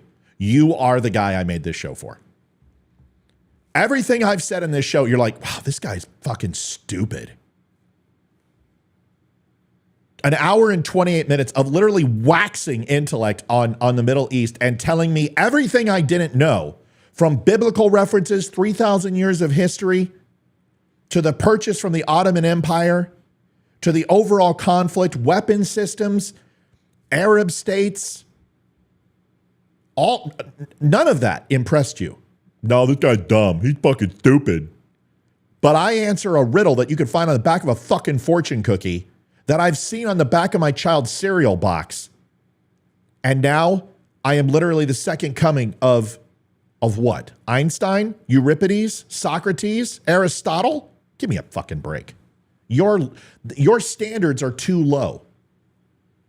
If that's what makes me smart, then holy shit, I don't want to see what makes me dumb. I had your respect. You said I was a CNN watcher. If that's with friends like you, who needs enemas? Seriously, Junior. Am I coming after Junior? Wait, am I wrong? Is Junior just replying to someone else? And I'm oh shit. I hope not. Is Junior really on my side and I've just misinterpreted what's going on? Because if I'm not mistaken, that's the guy that said that I watch CNN. Shit. Junior, if I've made a mistake, I apologize. Somebody correct me. Oh no. See, this is why I don't read chat when Olivia's not here. Okay, I want to explain something. And this also shows intelligence because I'm going to admit I'm wrong. Oh, gosh.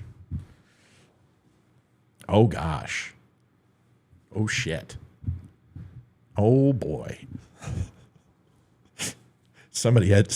Amy, help me. Help me, Amy. Help me. Okay. I want to explain something.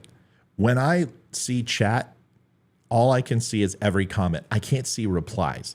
So like if you go, you're a fucktard, all I see is that you're saying that on my show because I have multiple platforms. I got YouTube, I got Twitter, I got Rumble, I got Facebook. So all the chat for me comes in and it just bleh, all over the place.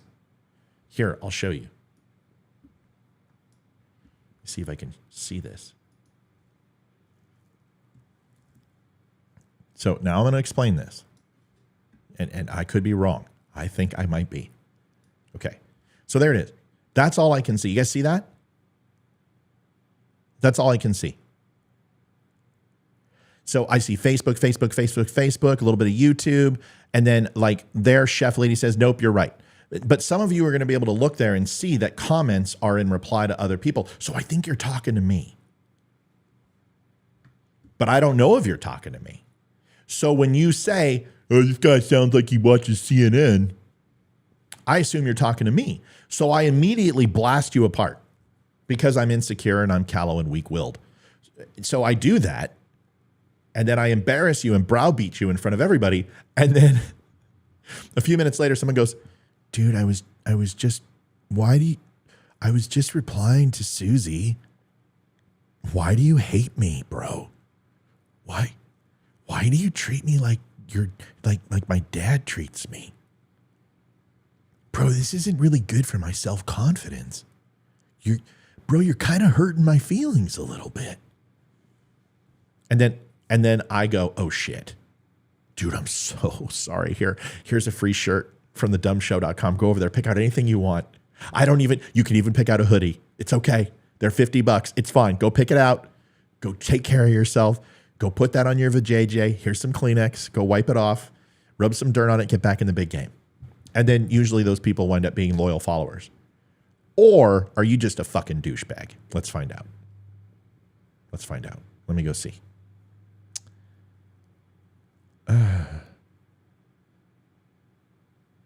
Junior was insulting you, Matt. Fuck you, Junior. See? There we go. I'm taking my football and I'm going home. Nobody deserves this type of ridicule. It's like when my wife left me and my kids don't talk to me anymore. Why do you hate me, Matt? I don't hate you, man. I don't even fucking know you. But you decided in one sentence to trivialize me down to what you consider to be the lowest rat shit, snake shit type of person you know, a CNN watcher. So that's the best you got. That is the best insult that your little frickin' brain can come up with.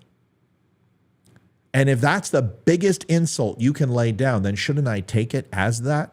Even though it's stupid and it's myopic in thought process, and honestly, it's low dredge and low brow.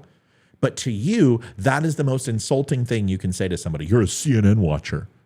So shouldn't I take it like you just called me a racial slur or you just insulted my mom? Sure, because that's the best you can come up with. So don't be surprised when people take it. Now, I know the other guys on the shows don't do that because they want you to keep watching. I don't give a fuck if you watch. Because I was here when we had 10 and I'll be here when we have 10,000. I don't care. You don't have to watch my show. I understand the metrics when it comes to marketing, that I have not even scratched 0.25% of the entire United States. They have no idea I exist. I have a shit ton of market share to make up for, and I will keep grabbing it. And if that means that I have to step on a few people along the way who are idiots, I have absolutely no problem doing that. So Mr. Coltrane, you're one of them. So it's nice to know you respect me. Go fuck yourself. I don't care. I don't need your respect. I need you to listen or I need you to teach. You decide which one. But today, school's in session. So sit down, shut the fuck up, or leave. That's it. Great. You don't get a free t-shirt, dude. Sorry. You were a douchebag. Anybody else? Angel, if you want to call in now, you can. Nobody pissed in my Cheerios. I'm in a really good mood. Actually, this show was pretty funny. There was a lot of humor in it. Lee, if you want a hoodie, you got to go buy it. And we send to South Africa. You're just going to have to pay basically the camel, the prop plane, the Arctic sled dogs, and the 17-year-old kid who rides a Razor scooter from 1995 that was donated to your country to deliver it to you. That might cost a little bit of money. I mean, South Africa's not a third world country. I'm not saying that. Maybe I should send it from Brooklyn. See if it makes it to you. Sorry. Listen, apartheid is serious. It was real. It was horrible. I don't mean to bring that up. It's a horrible spot in South Africa's history. United States was very similar. We get it. We understand. A lot of countries have made that mistake. But welcome to the show. God bless South Africa. You guys need to stay the fuck away from China and Iran and not merge your monetary systems. I don't know what you guys are thinking, but they're the bad guys. Stay away. All right? Good. If you want a hoodie, though, we can get it for you. Anybody else? Darla says, LOL Junior, what a dipstick you are. Ooh, Darla, easy. Now, Darla, I need you to calm down and stop using language like dipstick. I mean, we don't want to send the guy over the edge, for God's sakes. I got my hoodie yesterday, top notch and good quality. Amy, which one did you buy? Michelle Walker says, Junior, you are not here every night. You bounce in and blast. Not helpful. Be nice and know your audience, please. Michelle, thank you for that. But Junior, you don't have to be nice. Just understand shit begets shit on this channel. And if you come in here and you want to play, Captain Ballsack, I am absolutely acquiesce to your request, and I am willing to shave your scorned scrotum anytime you're ready. So you're going to get the same treatment here. If you want to have fun and have a conversation and laugh and joke around, I'm fine with that. If you want to come in here and be a complete jerk off, that's going to happen. So it comes down to this, folks. Let's wrap it up. Israel is a speck in the Middle East. Every single plot of land is important to Israel. Do I truly believe that Israel is not completely sick and tired of Palestine? They are. If any one of you think that your neighbor across the road has any right to your property, then do me a favor. Go to the local fireworks stand and buy yourself some mortars. The big ones. The 1 pound mortars. The circular ones that you put in and go, and then, right. Go buy those. And what I want you to do is every night around 2 a.m., I want you to launch one at your neighbor's house. Now, don't do this, please. This is all hypothetical and just absolutely, I'm not telling you what to do. I want you to launch one of those mortars at their house, and I want you to have it go off. And I want you to do that for 75 years. Okay? 75 years. And then every time that person comes out and brings out a gun and brings out their own mortars, you grab your wife and your kid and you go, oh, no, don't fire. Don't stop. Don't, cease fire. And then your neighbor goes, shalom, and goes back inside.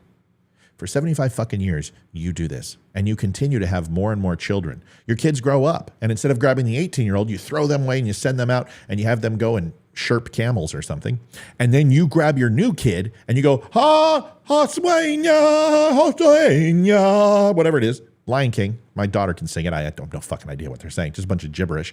And you hold up your new baby, and then your wife, and you put up, no, cease fire. And then finally, the next day, it's 2 a.m., and you come out with your mortar, and you're like, rain-filled. And you send off a mortar. And when you do that, your neighbor comes out with a Sherman tank and blows your fucking house to smithereens, killing your wife, your child, and you after 75 years. And you're telling me that when the police show up and the cops go, what the fuck just happened? And you're like, well, let me explain it, sir. For 75 years, that guy has been coming out and launching mortars at my house. He's destroyed windows. My grandmother lost her hand, lost her eye. We lost my frickin' poodle 6 times. He killed my poodle 6 times in 75 years. My child was in a bassinet. Mortar came in through the window. The baby still hasn't landed. For 75 years, that guy's been doing that. So what did you do? Well, I bought a tank. And I decided to go ahead, and the next time he did it, I blew up his house. Sir, you're under arrest. Put your hands behind your back. Are you fucking kidding me? That's the story. That's what's going to happen in this country? Sure. But over there, Israel's justified. And for 75 years, Palestine's been fucking around. And guess what? They are finding out that no more. You can only put that baby up so many times and say, don't shoot. You've tried that. You've done that. And now Israel is saying, no. So all these people are like, what about the humanitarian rights? What about the humanitarian rights of the Israelis? You don't get to go pick a fight and then run to the principal, because one of these days you're going to trip and you're not going to get to the teacher. And that kid you've been fucking with for all that time is going to literally splat your nose across your face. And you're not going to get to the teacher. So before Hamas could get to the national news and bring in their cameras, and remember, they tried to call a ceasefire. You know what? Wait a fucking second. This is a little too serious. We just wanted to fucking kill you a little bit. Just a little bit. 3,000, 4,000 Jews. Who fucking cares? We're not Nazis. We just want to kill you a little. Can we cease fire? Can we stop? Whoa, let's put the caca back into the camel. Stop. No more.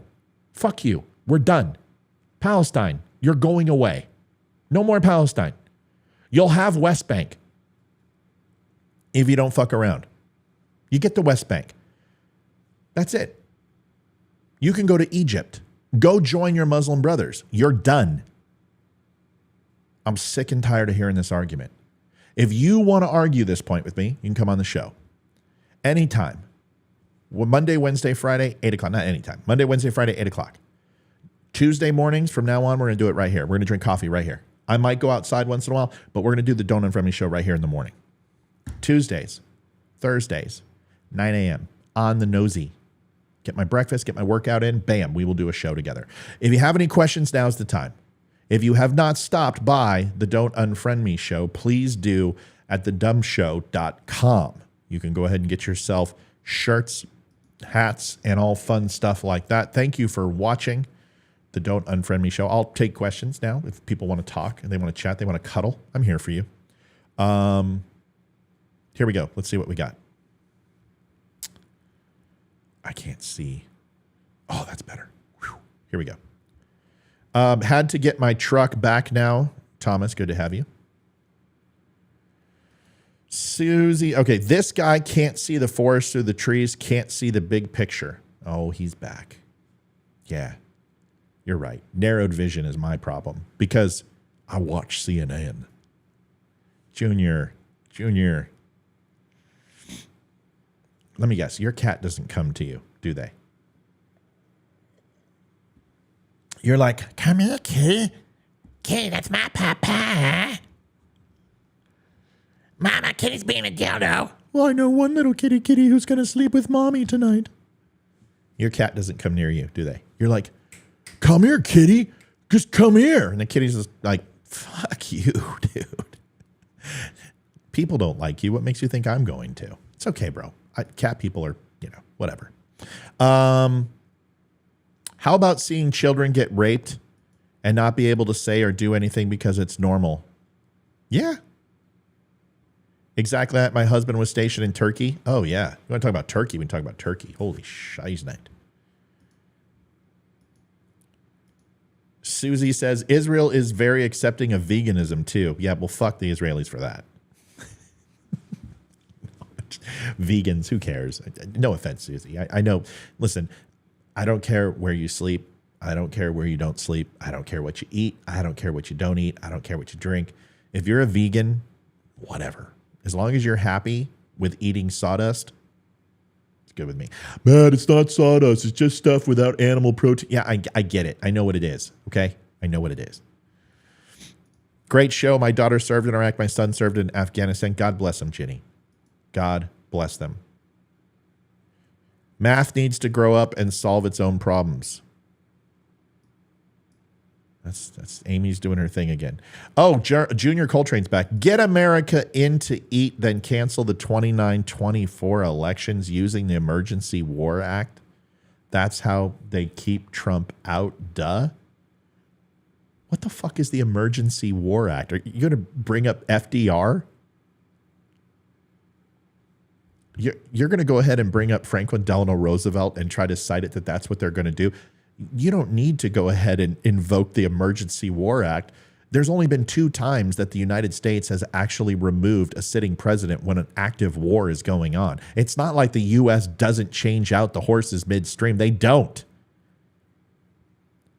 You don't have to declare an Emergency War Act. If we get into a war, and we're talking a ground war where we put boots on the ground, the U.S. won't change out their president. How the fuck do you think Bush got a second term? Are you kidding me? Look through history, dude. We don't change out wartime presidents. I've been saying that for 2. See, the thing is, Junior, is that your head is so far up your ass that if you watched my show for more than 2 minutes, you would know that I'm the person 3 years ago that said that the only way Joe Biden will stay in office if there's a war. And everybody who watches my show knows that because I've been saying it for 3 fucking years. You come on here and want to talk about 29-24. I'm pretty confident that that is going to mean that Donald Trump and Joe Biden will not be running. It's a hunch. I'm not sure, but I'm pretty confident in the next 900 years they may pass. Not sure. Let's all hope and pray. In fact, let's take a moment. Lord in heaven, we would ask that you would protect Joe Biden and Donald Trump from the next 900 years of life. And we understand that you have given us a short time on this mortal coil, but Junior Coltrane believes that there is a shot for Donald Trump to win the 29-24 election. And by gummit, we need Donald Trump to survive for the next 900 years. Now, we understand that that might sacrifice a few other lives in order to create a cumulative total of immortality for Donald Trump. And we think that the Jews are probably a good people that we could go ahead and sacrifice for Donald Trump's life. Maybe we can use androchrome blood from children, but whatever we do, please give him lizard life like you did Hillary Clinton. Don't allow him to go to Guantanamo Bay. And please have him be here in 29-24 so he can be the president of the United States. Thank you, Lord. Amen. Amen. There you go, Junior. I did it for you. Duh. If you have to spell out duh at the end of your sentence, that means that your sardonic attempt failed. If you have to tell people, duh, they should already get that. If you're a prolific writer and you can communicate higher than a second grader, they should already know duh is implied based upon your sarcasm. If not, you failed. God, I wanted to go, but I'm kind of on a roll. Angel says Jesus was hated because he accepted people that no one else did. It's a holy war been going on for many generations. Yeah. Ida, it's not just that. It's a lot more than that. But yeah, it's a holy war. Matt tells the truth. Damn Skippy, Darla.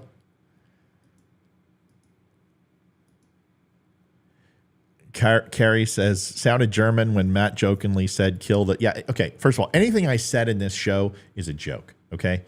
This is called humor. It's called not really being politically correct. I don't have a lot of time to fluff people's delicate sensibilities. So, yes, I even made a joke and I false prayed to God. Yes, that's sacrilegious. And of course, I'm going to have to answer for that, and I will.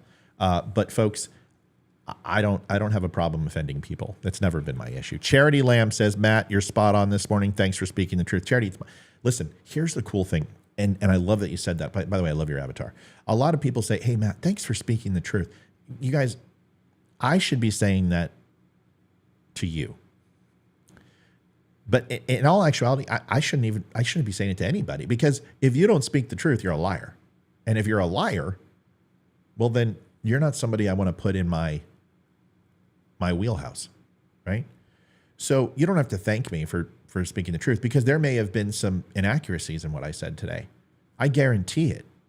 Because you get going at 175 miles an hour as fast as I talk, you're going to make some mistakes sometimes. But there's a difference between trying to convey a message that's intent is truthful and purposely trying to deceive. And there is nothing that I say in my shows, live, recorded, that are intended to deceive. Some of it might be ignorance. Some of it might be a lack of information. Some of it might be information that's expired or moved on. But that's why I always try to preface, I'm not sure, or this is what at one time was true, and I don't know if it is today. Leroy and I do that a lot, because Leroy, even though we were in the same time in intelligence, he's been in since then. And I haven't been in since 2000. So when I talk about certain things in the military or certain geopolitical situations that were once true, they may have changed. And there's many times where he's like, no, they don't do that anymore. And that's okay. But that's not a mistruth. A mistruth is saying something that you absolutely know with no equivocation is false and presenting it as fact. And this is what happens all the time. Like when people talk about the stolen election. They have no fact to back it up. There's plenty of evidence. I've seen videos. I've seen watermarked ballots. South America, Buenos Aires, duh, George Soros. The Nashville building, AT&T Pac Bell. Yeah, that's where they had all the records to the electronic machines. You didn't know Dominion servers. That's where the corporate office was. No, it's not. I've been there. I went there. I'm the one that did the show on it. I'm the one that found the RV before anybody. Does everyone remember that? The Nashville bombing, the Pac Bell old AT&T building, where everyone said the Dominion servers were, where all the votes were. Yeah, I found the RV. I'm the one who released it on this show. I was the only one who did it. And then literally in the middle of the show, FBI door knocked that place. And we came on live and we talked about it. Yeah, you remember that? Your evidence is evidence to help you draw conclusions to your confirmation bias. Then there's evidence that actually disproves your confirmation bias that you ignore. And that's the problem. It's not that maybe you're not beating the right bush. It's not that maybe you haven't uncovered something that's true, but the deductive reasoning that you've used to get to your logical conclusion is illogical. Just because something fills a void of information that doesn't exist doesn't mean it's the right information. See, what you're thinking is that you have a box in front of you and it has several different holes on the top. And there's circles and triangles and hexagons and obtuse triangles, cylinders, all of that. And you have a piece of wood that fits into those holes distinctly and uniquely. So you find a triangle and you put it in the hole and you go, oh, that's a triangle. So therefore that will always fit. But if you move the triangle in a certain way, it won't fit. Or if it's another color, it's different. Or if you stick it in the circle and every single piece goes in the circle in the box, yes, you may have all those pieces end up in the box, but the processes to put them in was done incorrectly. And therefore, whatever you have inside is just a jarbled mess. There's no rhythm, there's no order, there's no semblance to it. There are many different solutions to multifaceted problems, but the truth is an ancillary benefit that comes with speaking it. And anything else doesn't solve the problem. It just creates more questions. And this is what's addicting about conspiracy theory. Conspiracy theory was created by CIA to go ahead. Shut up. Shut up. Stop it. I'm not a fucking second grader who you're debating with. The moment that you say conspiracy theories were created by the CIA to go ahead and distract us from the truth, stop it. I love the t-shirts that say conspiracy theory ? Well, I need some new ones because all of mine have come true. No, they haven't. You're full of shit. Pretty much everything you've said for the last 3 years about the stolen election and Donald Trump has been complete and utter fucking bullshit. All of it. Now, you don't like to hear that. And let me see, I lose some viewers? Oh, no, I gained a couple. Because you don't have any evidence. 3,000 affidavits, Matt, that were all thrown out of court and were completely non-admissible. Why? Because they were lies. Am I saying that the election was pure and honest and true? No. Not in any way, shape, or form. Every election has fraud. And YouTube, fuck you if you ban me. Because that's the truth. Every election has fraud. Does it have mass scale fraud? No. But that's not what we're talking about. If you want to have a conversation about the election, I will not cuss. I will not yell. I will not browbeat you. Call me right now. If you think the election was stolen with everything in your heart, in your soul, you know everything about it, you're absolutely sure, call me right now and I'll disprove it in 10 seconds. Now I know you're full of BS. Laverne, call in. You're the one. Call in, Laverne. Call in. I promise you that, Laverne, if you provide me evidence of the stolen election and show me unquantifiable, incontrovertible evidence, I'll give you $10,000 cash. I'll give you $10,000 to Venmo, PayPal, right fucking now.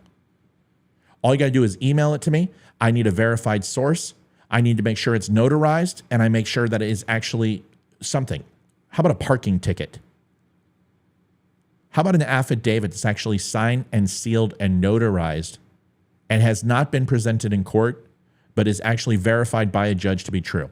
I want you to show me a grand jury. I want you to show me an indictment. I want you to show me incontrovertible evidence of fraud. 80,000 votes over 3 states. Show me now. No, fuck you, Laverne. Fuck you, Laverne. You just questioned me. You just said I'm full of shit. And now I need time. 10,000. If you need fucking time, if you had that, you would already be a multimillionaire. Because you would have sold it to the Daily Caller. You would have sold it to the Daily Wire. You would have sold it to the Huffington Post. You would have sold it to CNN, Fox News, and everyone else. And you'd be writing a fucking tell-all book right now because you have exculpatory evidence that could bring down the entire system on the 2020 election. You need time. You need time. You need some fucking patience. And you need a spanking. You don't have it. It's coming. Okay. I'm waiting. Owner at donutfriendme.com. You got 5 minutes. $10,000 cash.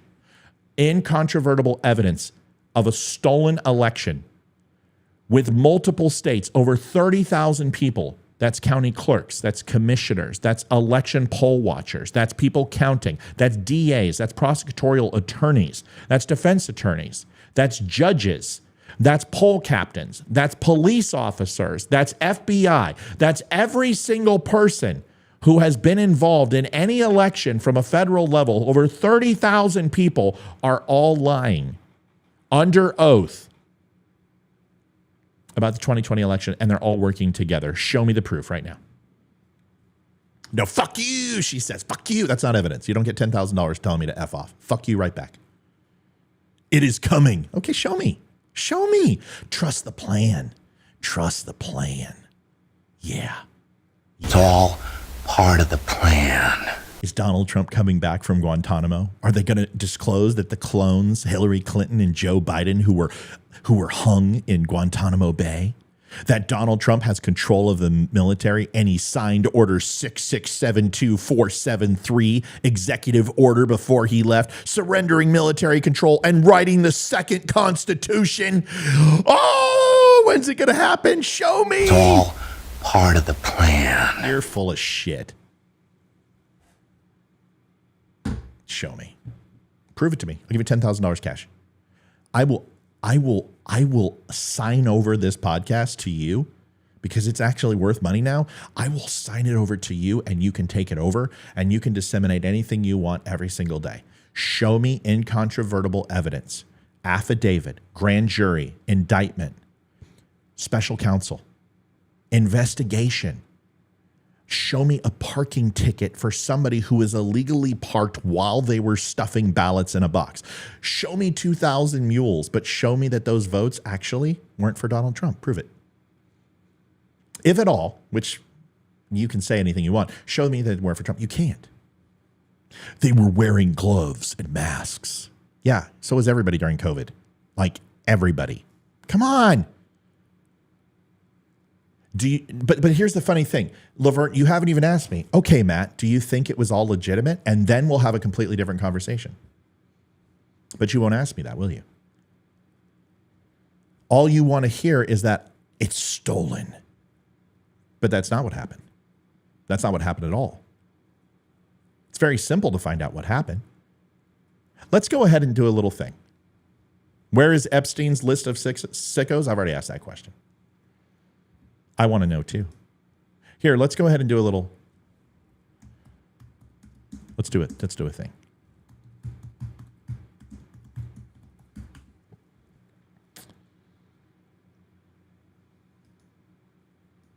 How many people voted in presidential elections over U.S. history? No, I'm not looking at the screen. Voter turnout in presidential elections. Oh, boy. Whew. Let's take a look, shall we?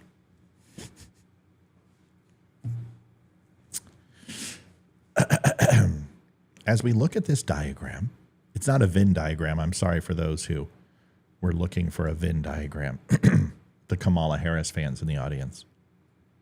You guys are going to make me stay on all day. I need more coffee if we're going to do this. I'm just letting you know. Because I didn't even expect to be here today. Okay. We're going to go ahead and take a look at this spread out since 1789. You've got from 1789 to 2020. You're going to look at the total. Here, let's save this as an image. It's going to be much easier. No, I don't want to view in my browser. Download original file. Yes, allow. Okay, much better. All right, so you guys can see everything, because what I don't want to do is cut it off. All right, so let's go ahead and do this. From voter turnout as share of the population, 1789 to 2020, okay? You can see these lines. The black line are total overall voter count. The blue line are Democrats. The red line are Republicans. The purple are the Whig Party. Democratic Republican, which is the light blue, which basically was a 1824 division party. Federalist Party and Third Party, which comes out of the Whig Party, the Bull Moose Party, etc. Federalist, Anti-Federalist. And then Third Party candidates, which are a dark poop brown, because that's usually the result that they have. Okay, let's just focus on 1968 all the way till 2020. Okay, that's what we're going to focus on. All right, let's go ahead and do this. The numbers are looking at the population. Now, a lot of people will look at this and say, oh, well, there's a gradual climb of voters every single year. Therefore, any increase in 2020 from previous years is acceptable based upon population. Well, that's a misnomer. As the population grows, it doesn't necessarily mean the same amount of people vote. Fair? But in a situation where the population stays the same and then all of a sudden you have a spike in voters, that's the interesting thing. Right? Would that make sense to everybody? Great. I'm glad we agree. So from 2016, if we look at this number right here, you're looking at 50% of the population voted. So what was the population in 2016 versus 2020? Well, you're looking around 326 million to 332 million increase, minus a whole bunch of people who died during COVID. So why was there a giant increase in voters and predominantly more Democrats voted than Republicans? And there actually is a larger gap than the normal gap that takes place throughout history.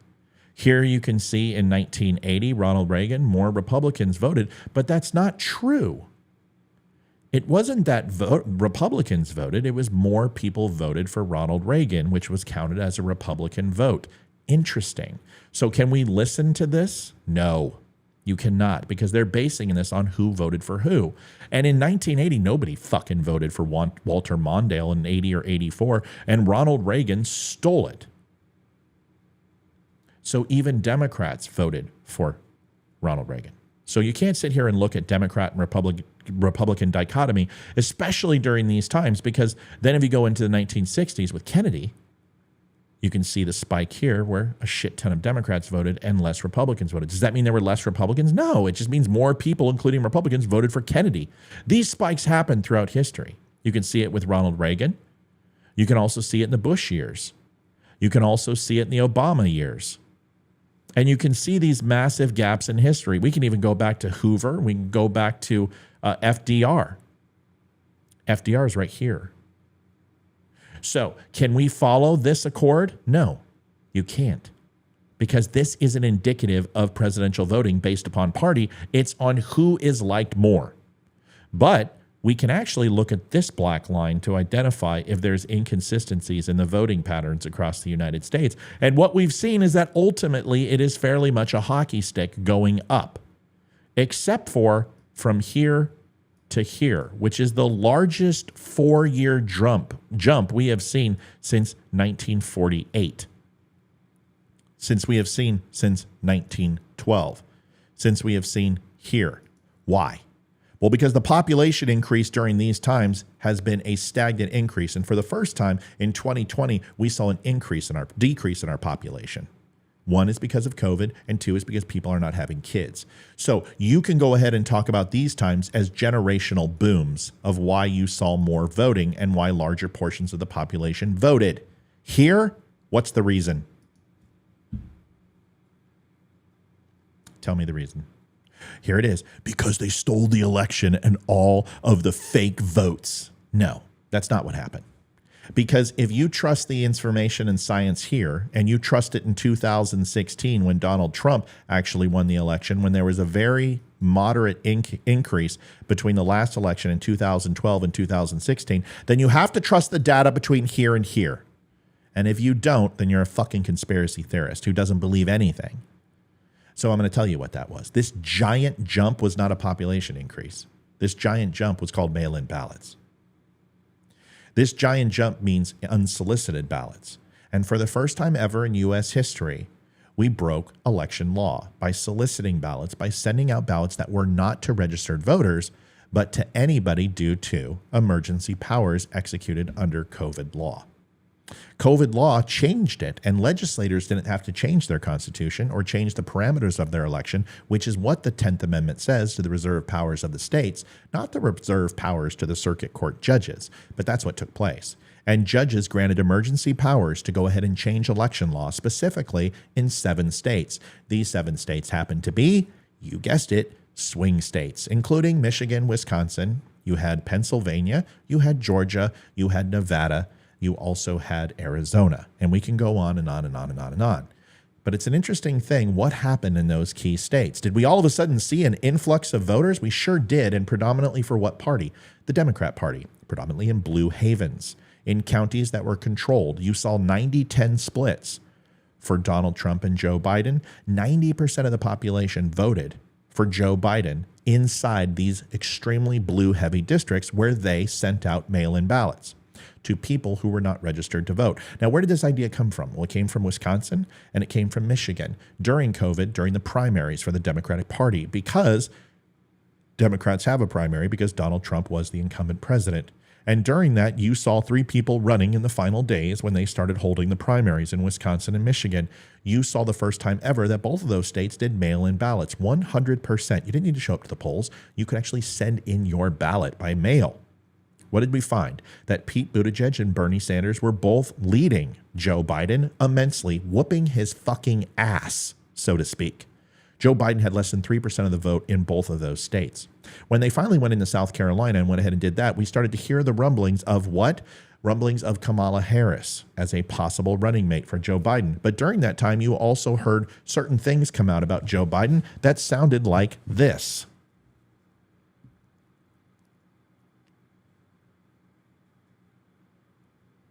Poor kids are just as bright and just as talented as white kids. You got more questions, but I tell you, if you have a problem figuring out whether you're for me or Trump, then you ain't black. Interesting. These things came out. Then we also saw in the debate stage during the primaries, Kamala Harris said some things about Joe Biden. She said that he was a segregationist, that he supported and eulogized Ku Klux Klan members, that he approved busing and was overall a racist. Don't you remember this? This is Kamala Harris, who got less than 1% in her own state of California and overall failed. But those words were deafening and they were hurting Joe Biden. So what happened? You heard Kamala Harris come out on the stage and retract those things right before Carolina and the black vote showed up and gave it to Joe Biden. Buttigieg and Bernie Sanders, Buttigieg, it was his first time being fucked over. It was Sanders' second time because we can all remember what happened with Hillary Clinton and superdelegates. From there, Joe Biden was the DNC's overall choice to run for the President of the United States through the Democratic Party. From there, what did you also see? You saw Donald Trump do some things. He wanted to lower the approval of funding, $900 million that was wanted to be given to the USPS by Nancy Pelosi and the House and the Senate, also backed up by Chuck Schumer, to expand the USPS with the amount of mail-in votes that were predicted. U.S. Postal Service, the Secretary General, and the Postmaster General all said we're not going to be able to handle the amount of flux of mail-in ballots that we're seeing. We're seeing an increase of 30 to 35%, which actually lines up with the poll numbers. If you look, post-poll numbers with the amount of votes that happened in the United States, somewhere around 180 to 183 million votes were cast, which is interesting, 50 to 60 million votes over the highest time in U.S. history. Because if we go back to 2016, you go back to 2018, you go back before 2020, the highest polls we had ever seen from a turnout in votes was ranging, 122 million votes? Where in the hell did all these votes come from when our population didn't increase? Simple. The voting base increased because of mail-in ballots. People who had not registered, which is solicitation and is illegal to do. but not illegal because the courts went ahead and proved emergency powers under COVID and changed the election laws. If you have not done your research, if you have not looked into the validity of what I just said, then you're being a fool. And if you think it's just easy and lazy to say the election was stolen and not understand what actually happened, that they used the law to go ahead and change the way elections were done, it's two different things. This was done in the public. They went to court during COVID. You don't remember? You don't remember Pennsylvania saying, we need to go ahead and open up longer hours for our polling stations? We may need 10 days posthumous from the election in order to count all these mail-in ballots. Georgia said the same thing. They said, we're guaranteed we can't do this. We need more funding. We need more money. We can't handle these amount of ballots. We're not going to get these done on election night. Every single news station, I was on for 8 hours that night. It's one of the largest shows we've ever done. And I told you all, when you go to bed, Trump is going to be up by 11 to 12 points. And when you wake up, that's when they start counting mail-in ballots. And all of those ballots have been sitting there in boxes. They openly said, every single polling station predominantly said, we're going to go ahead and count same-day results first. Then we're going to cut into the absentee ballots and the mail-in ballots. And we're not going to have results for days. That's what was said. What happened? Exactly that. People go, I went to sleep and Donald Trump was in the lead. And then I woke up and he wasn't in the lead. They must have stolen the election. That's not what fucking happened. They pre-counted those ballots, they certified those ballots, and then they went ahead and did that. But here's the problem. Here's the whole problem about this entire thing. You may laugh, you may think it's funny, you may not even believe it. Why don't you call in and argue it? Go ahead and disprove one thing I said, and I promise you when you bring up yours to counter, I'll disprove everything you have to say, because I've read it all. I've seen the 3,000 affidavits. I listened to every single court case that Giuliani went in there and made a complete ass out of himself. I've listened to all of it. I've listened to Pam. I've listened to frickin' Carrie Lake. I've listened to all of them. And it comes down to this like it always does. If you do believe that the election was stolen, then it was stolen in 2016. And if you believe the election was stolen, then it was stolen in 2002. If the only time you question the election results are when your people lose, then unfortunately you're part of the problem. And the last question I have for you is, why did we gain seats in the House and the Senate? Why did we go ahead and expand Republican houses in the state level? Why did we see more federal judges that were Republican? Why were county clerks and commissioners? Why didn't everybody lose? If they were going to steal it, why didn't they steal it forever? Why didn't they give them the supermajority? Why didn't they give them what they need, the 2/3 and 3/4 votes, by making sure that every single seat went to Democrats? Then they could go ahead and change the Constitution what they want with a convention of states. If that's true, why didn't that happen? Because you're thinking myopically. You're pissed off. You thought Trump could not lose, just like they thought Hillary Clinton couldn't lose in 2016. And it pisses you off that Democrats outsmarted us, because that's what they did. It wasn't stolen. They did it under our noses, and they used the law to do it, and they used COVID to do it. But your problem is you're too fucking lazy to actually look into this. Go disprove what I said. Go disprove the Postmaster General. Go disprove Donald Trump, who openly stood on the stage and said, we're not giving the U.S. Post Office $1 more so they can steal this election. Hello? Go disprove it. Or you can talk to me about watermarked ballots. Or you can talk to me about Dominion servers. Or you can talk to me about Buenos Aires and George Soros. Or you can talk to me about 2,000 mules. You can talk to me about theory that looks really, really good and makes it simple. But when you get down and you put your nose in the dirt and get to work, none of it pans out except for what I just said. Because the numbers don't lie. We saw an influx of voters that far eclipsed the growth of our country in 2020 because we know what was happening. We were losing the elder generation. How in the fuck did we gain 50 million some odd votes from the highest election we've ever had in U.S. history, but the population stayed stagnant? People always talk about, well, wait a second, some districts voted more people than what they had as registered voters. Yeah, it's because we hadn't had a census in 10 years. The census was also done. You guys remember that? The census was put off because of COVID. Populations change, districts change, people leave. Yes, voting ballot registrations are horrible. California has 1 million people on there who have no reason to be there. They're either dead or they've relocated. I'm not saying there's not inconsistencies in our voting system. I'm not saying it's not 100% perfect. But for you to assume that the Democrats got away from stealing a bicameral legislator as having Republicans on one side and Democrats on another, and all of a sudden they're like the NBA and the NHL and the NFL, that they just rig games in order to keep people entertained, that's a little weird, don't you think? Don't you think the truth is more obvious? Don't you think Occam's razor just kind of kicks in here where we can just say the obvious is true? That Democrats did one thing. They used COVID to declare emergency powers and have judges alter states' elections. Why can't we say that? And guess what? It's not illegal. Why? Because it's never happened before. That's why the Supreme Court just decided on this. Go back and look at May and June.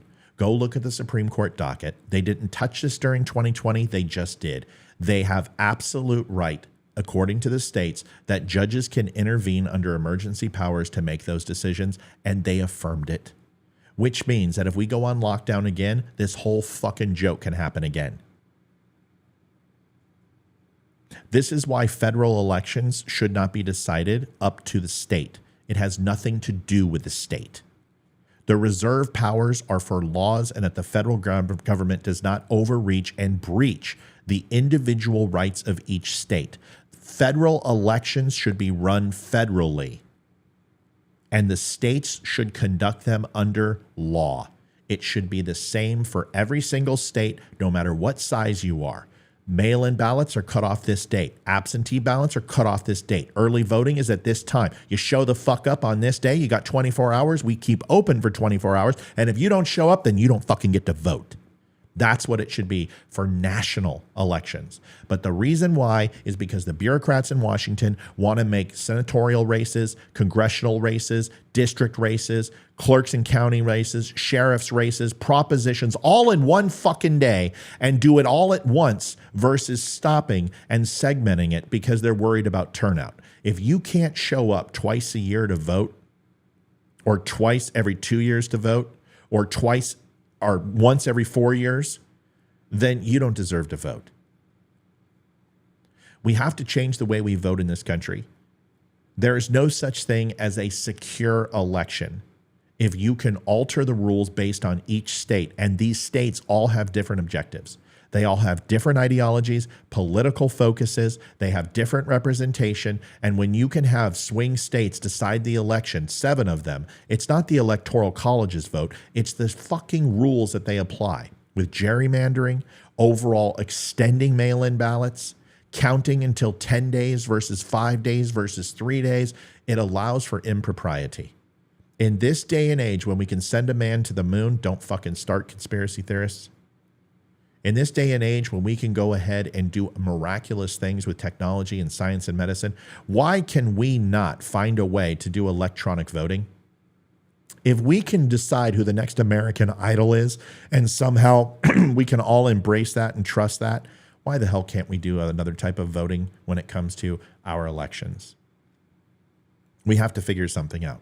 For those of you who thinks it's stolen, you can have your opinions. I don't care. For those of you who think that Donald Trump is going to be reinstated as president, it's never going to fucking happen. The only way we do that is if every single Republican brings 10 friends and we vote up and down predominantly Democrat, no, Republican, yes. That's it. That's what we've got. And you can sit here and complain about it, and you can sit here and say it's not strong enough, but every couple of years we get to overthrow the government with voting. And if you think it's not true, then all of you who are laughing or saying shit, explain to me this. How did we do it in Virginia? We had Northam here. They wanted to expand abortions up to 8 months, sometimes during, once baby was born to do late-term abortions. They wanted to take our weapons. They wanted to alter education in our schools. They were replacing it with CRT. They wanted to put in transgender bathrooms. I just did a show on this yesterday. What did we do? We took it back. We are right next to Washington, D.C. We have more people who work in D.C. than any other part in the country here in Virginia. We are a Democrat stronghold. Explain to me how we got Youngkin, most of the judges, most of the representatives from all the districts to go red in Virginia if it's stolen. Do you really think that they're going to give up Virginia? Explain to me how Florida in 2022 went completely red. 27 out of 28 districts, 29 districts went red. How did that happen? I think the truth is that you don't want to understand and you don't want to embrace is the 17 out of 17 Republicans that Donald Trump supported, which were Majewski, which is a stolen Fowler douchebag up in Ohio. And yes, I said it. Mark me. You had Kerry Lake in Arizona. You had Herschel fucking Walker in Georgia. You put Mehmet Oz when you had a black conservative who endorsed Donald Trump, who was polling very well, and you put Mehmet On in place, and all 17 lost. And you're pissed, and you think it was stolen. No, he backed the wrong fucking candidates, and he didn't give any of that money until late in the game, and it was way too long. Don't sit here and tell me that Donald Trump's perfect. He's not. He's made mistakes. And those 17 candidates were some of the worst fucking candidates I had ever seen, and I wouldn't have voted for him. And I am a staunch Republican. Mehmet Oz, Herschel, I got badge Walker. Herschel Walker, really? That's the guy you think that that he could represent you better than you could represent yourself? If that's what you think, I think you're grossly underestimating who you are and your potential. The truth is, we lost the Senate because we talked about the election being stolen. Georgia didn't vote. They were disenfranchised, and they were told not to vote. Rudy Giuliani stood up there and said, don't vote. Donald Trump's pundits on Sunday talk shows said, it's stolen, don't vote. What did that get us? We lost 2 Senate seats, and that gave them the 51 majority. I'm telling you right now, if you continue to talk and suppress turnout, Republicans are already at a disadvantage with Florida and California. There is no path to victory for Donald Trump right now. He may be polling with Republicans. That's fine because the party stands behind him. But when he gets out to the general public, he's going to have to find 7% of that vote. You're counting on RFK taking that vote away. All of you are happy about RFK running. That should tell you something, that you have just as many doubts as I do, or you wouldn't be celebrating RFK getting in the race as an independent because you think it's going to take votes away from Joe Biden. So if you can just be honest with yourself for a fucking second and stop, and it doesn't make you disloyal if you question things and say, I don't understand how in 2018, 2020, and 2022, every single swing state got less and less vote for Republican candidates, how Donald Trump has a path to victory in 2024. I don't know. And I do electoral math all the time, and I'm damn good at it. And anybody who's watched my show in 2020 and 2022 know how I predicted every single race in 2022 to the fucking T, including Kerry Lake losing when Charlie Kirk was telling everybody that she had a path to victory. And I said there was no fucking chance 3 days before it. I said Governor Whitmer was going to win, and everyone called me crazy, although I looked at her exit polls and I looked at her overall approval rating, which was the highest out of any Democrat in the United States. I also told you Kemp was going to win and Stacey Abrams was going to lose. I also told you Beto O'Rourke was going to fall flat on his face. I called the Majewski race. I called the 17 out of 17 losing for Donald Trump. So guess what? I'll stand by my word, and you can take your laugh emoji and shove it up your ass. Or come on the show and tell me why I'm wrong. This isn't show friends, it's show business. I consider this a business. I consider it a business.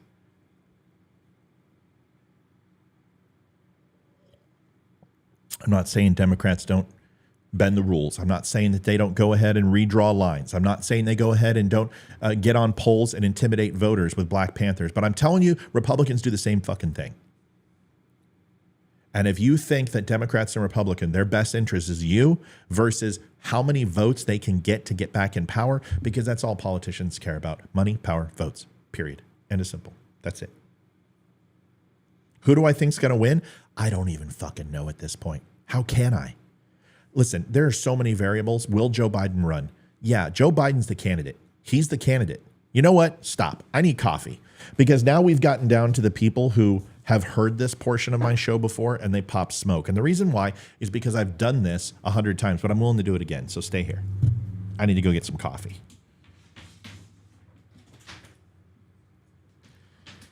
And I'm going to put some whiskey in that coffee.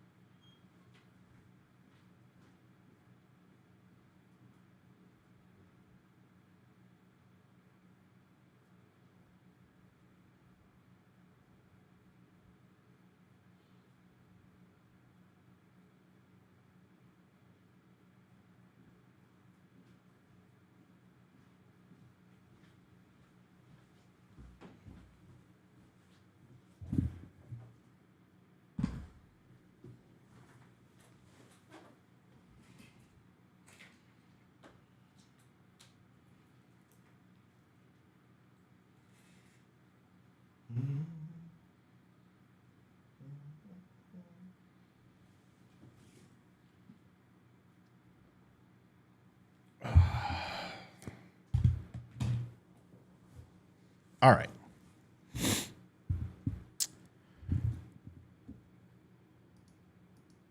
Oh, let's get the proper graphic up here first.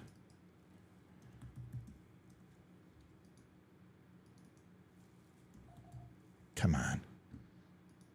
All right, we're not going to be on here all day. It's been a long show. It's been a good show. It's been a fun show. But we're not going to do it all day. Let's see.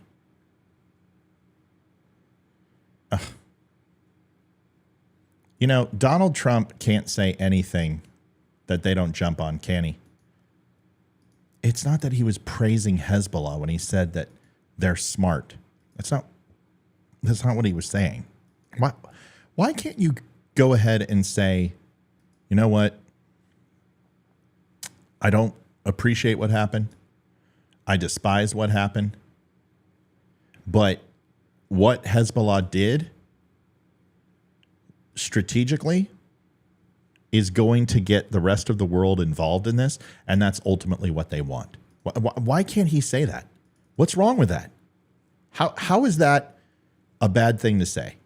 Because what they did was very smart in the scope of what they want to do. And they want to draw the world into a conflict. They want to bring the world into a conflict. And that's exactly what they're trying to do. All right, so let's get to this.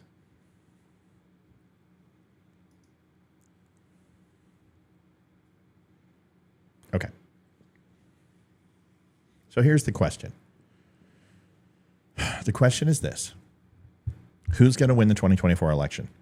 And the answer is the following. I'm not going to tell you that because I don't know. The reason why, okay, now people are like, see, you don't know everything. Okay, first of all, I never claimed to know everything. Good morning for the people who just came on. Cherry, I'm not biting your head off.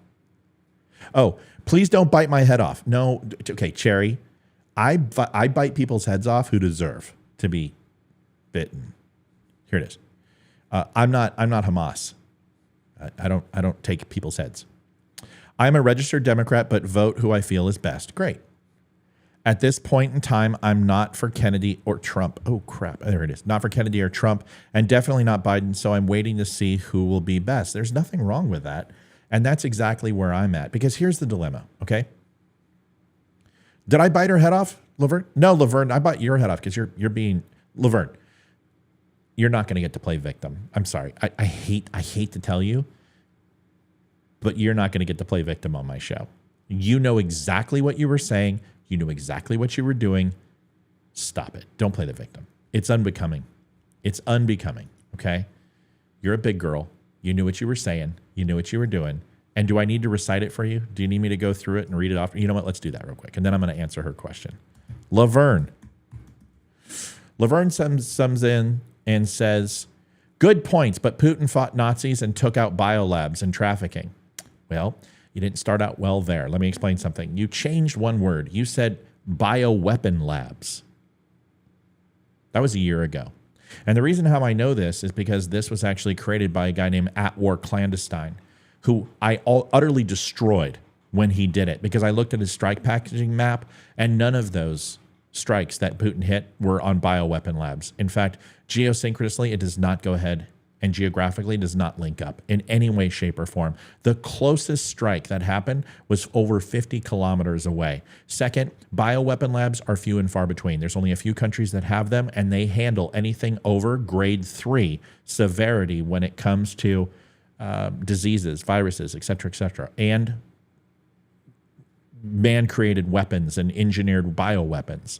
So for you to sit here and say that is completely crap. And the fact that everyone says they had 9 of them is utterly fucking ridiculous. The United States doesn't have 9 bioweapon labs. Bioweapon labs are handled level 4 and level 5 infectious diseases, and they are the worst on the planet. These are the ones that could literally be an extinction event. Bubonic plague type shit. Ukraine did not have those. And when you do hit them, you wouldn't hit them with ordnance. You would hit them with vacuum, you would hit them with explosive ordnance, vacuum type bombs. that have an extreme amount of heat. You're talking anywhere from 3,000 to 3,500 degrees of heat, because if you hit a bioweapon lab and you release any of that shit, you're going to kill everybody who when the wind blows. The bioweapon labs was a complete lie. Now, Putin fighting Nazis? Okay, I'm going to give it to you. The Azov Battalion absolutely has Nazi ties as far as some of their symbolism, some of their uniforms, and everything else. And it has long been proven that a lot of the eastern side of Ukraine has ties to the Nazi culture. I'm not going to disagree with you. But you're not going to sit here and tell me that the Third Reich is born in Ukraine, that Zelensky and everybody else is this new Nazi empire. Give me a fucking break, okay? That has been going around since 2002. The Politburo, KGB, and hardline Russian disinformation state-run media campaign has been putting this out. I used to run the AOR in Russia as well. I know the information they put out. I put a 72-page document that I did a show on. You can look it up, type in Putin on Facebook, and it'll come up, and it will show you that they did this in Crimea, they did this in Syria, and they have done this before. This information that they put out is called disinformation, and Russia is very, very good at it. They are masters at counterintelligence. That's the one thing I will give them credit for. You're literally playing in a field that you should not be playing in because you don't know what you're talking about. So that's the first thing that you said that pissed me off, and I didn't say a damn word about it. Then you went ahead and said bioweapons labs. Oh, so you changed it from biolabs because there's like 337 biolabs. I've got one here in Virginia. Biolabs are completely different than bioweapon labs. Thank you very much. Very different.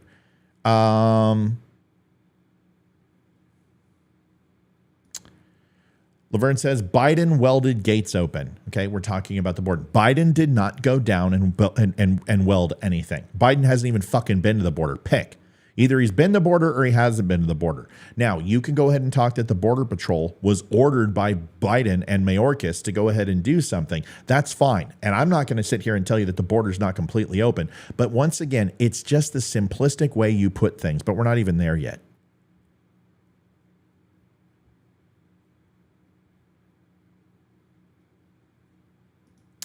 Biden weaponized these terrorists. Okay, first of all, Hamas has been around a lot longer than Joe Biden.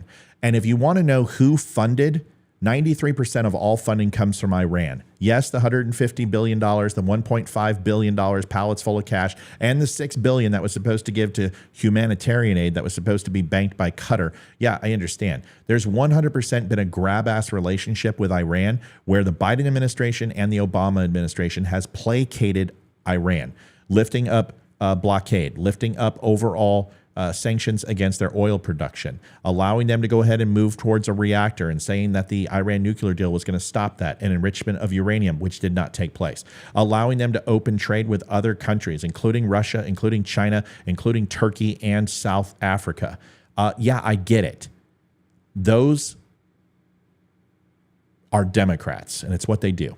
They believe that when you placate people, that you can negotiate with people. And they believe that Iran wants to be on the world economic stage. Iran doesn't fucking care about that. Iran wants a nuke so they can go ahead and hit Israel and hit the United States. Plain, period, full fucking stop.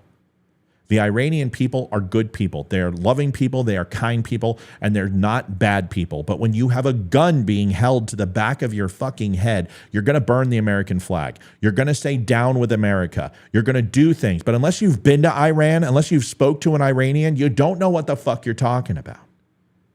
Once again, perhaps the mouth is best used for chewing.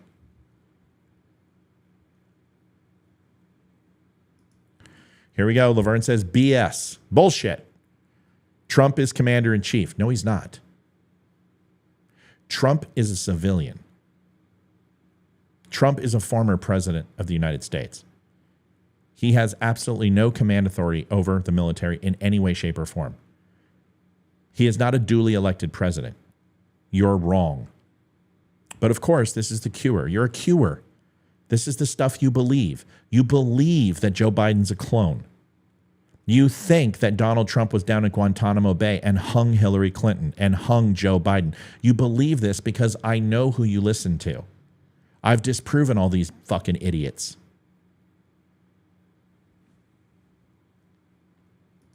Your show went downhill fast, which is AKA for I don't like what you're saying because it's true and I can't disprove it. That's what that means. Lauren, 2,000 Mules. How did I know you were going to say that? Please tell me in 2,000 Mules, Dinesh D'Souza did that. He also did Hillary's America. I've read most of his books, and I happen to like Dinesh quite a bit. But explain to me this. Why did he put it behind a paywall if it was the greatest secret ever told? Why did he charge $29.99 for you to find out about it? Can you explain that to me? I mean, because if it's free. Mike Lindell had all the hidden files. Why did he go ahead and put it behind a paywall? Why did you have to join his Substack in order to do that? Why did you have to join his site in order to get that information? Could it be money? Wow. Nah.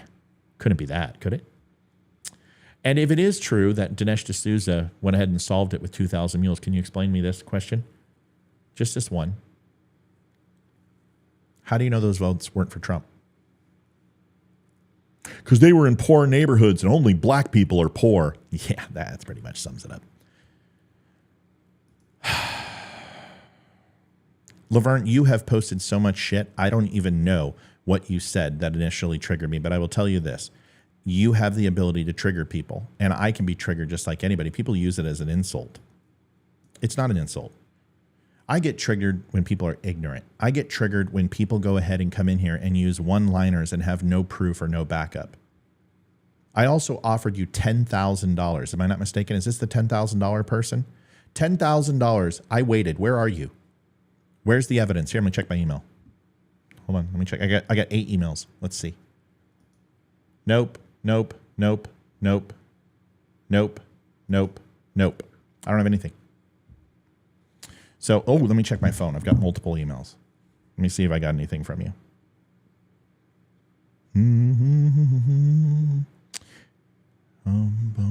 Got one from my lawyer. Bloodsucker. Brenda, God is going to give all that land to them. Memories on Facebook. Oh. Memory on Facebook with my daughter and my wife. How cute. No evidence yet. Conversion optimization for Facebook. Converting fairly well. YouTube revenue sharing. Nope. No, that's not. Ooh. Signature.com. I need to file for my taxes. Okay. Ooh, Jim Watson. Could this be you? No. Boost your advertising success with ad creative AI. I'm sorry, Laverne. I don't have the evidence. I don't know what happened. Maybe there was an internal. Oh, I know. Joe Biden intercepted the email because you have the proof of a stolen election.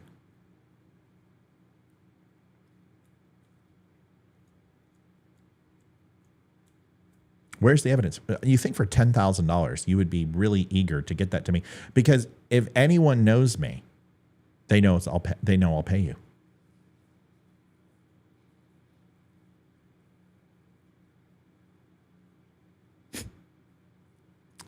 You admitted the cheating. No. So folks, I want to show you what she just did. This is a fallacy argument. It's called a circular argument. So she says, you admitted the cheating. Where is my 10K? First of all, there should be a question mark unless it's rhetorical. It's not rhetorical, so I'll go ahead and answer it. I didn't admit they cheated. I said everything they did was not against the law. They did within the confines of the law. That means illegitimate or unconstitutional. It's not cheating unless there's precedent. It's not against the law unless there's precedent. Can you please cite me a case where anything from a state election has been altered due to a massive pandemic that shut down and gave unfettered emergency power to judges to change the rule of law, not necessarily judge on the overall constitutionality, but change the law? Can you please cite me the source? Cite me the case number. I'll wait. Cite me the case number. I'll give you $10,000. That's how you can prove it. So see, what you're saying is, and I'll go ahead and do it to you, Matt, I can't go ahead and disagree with anything you said because everything you said is true. So I don't have any proof like I said I did. So therefore, I'm going to go ahead and use your own argument and turn it into what I want. So you give me $10,000. That's what you just tried to do. And guess what? Fucking failure. I didn't use the word cheat once. No, I'm not moving on. I will not. You guys can get off the show. I will not move on. I will continue to have this conversation until idiots stop saying it. And I've already had a great show. We had 300 plus on. Now it's lunchtime. People are going to lunch and people are off. And I will do this until she comes on and gives me the proof, or she admits that she's wrong. Or we just go our separate ways and I decide I'm bored and I want to go play my video games.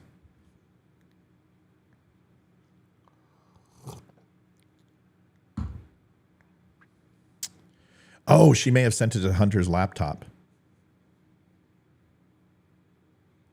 It was legally unethical. No, it's not. Ethics. There is no ethic argument about altering states' laws if those laws are granted under emergency powers.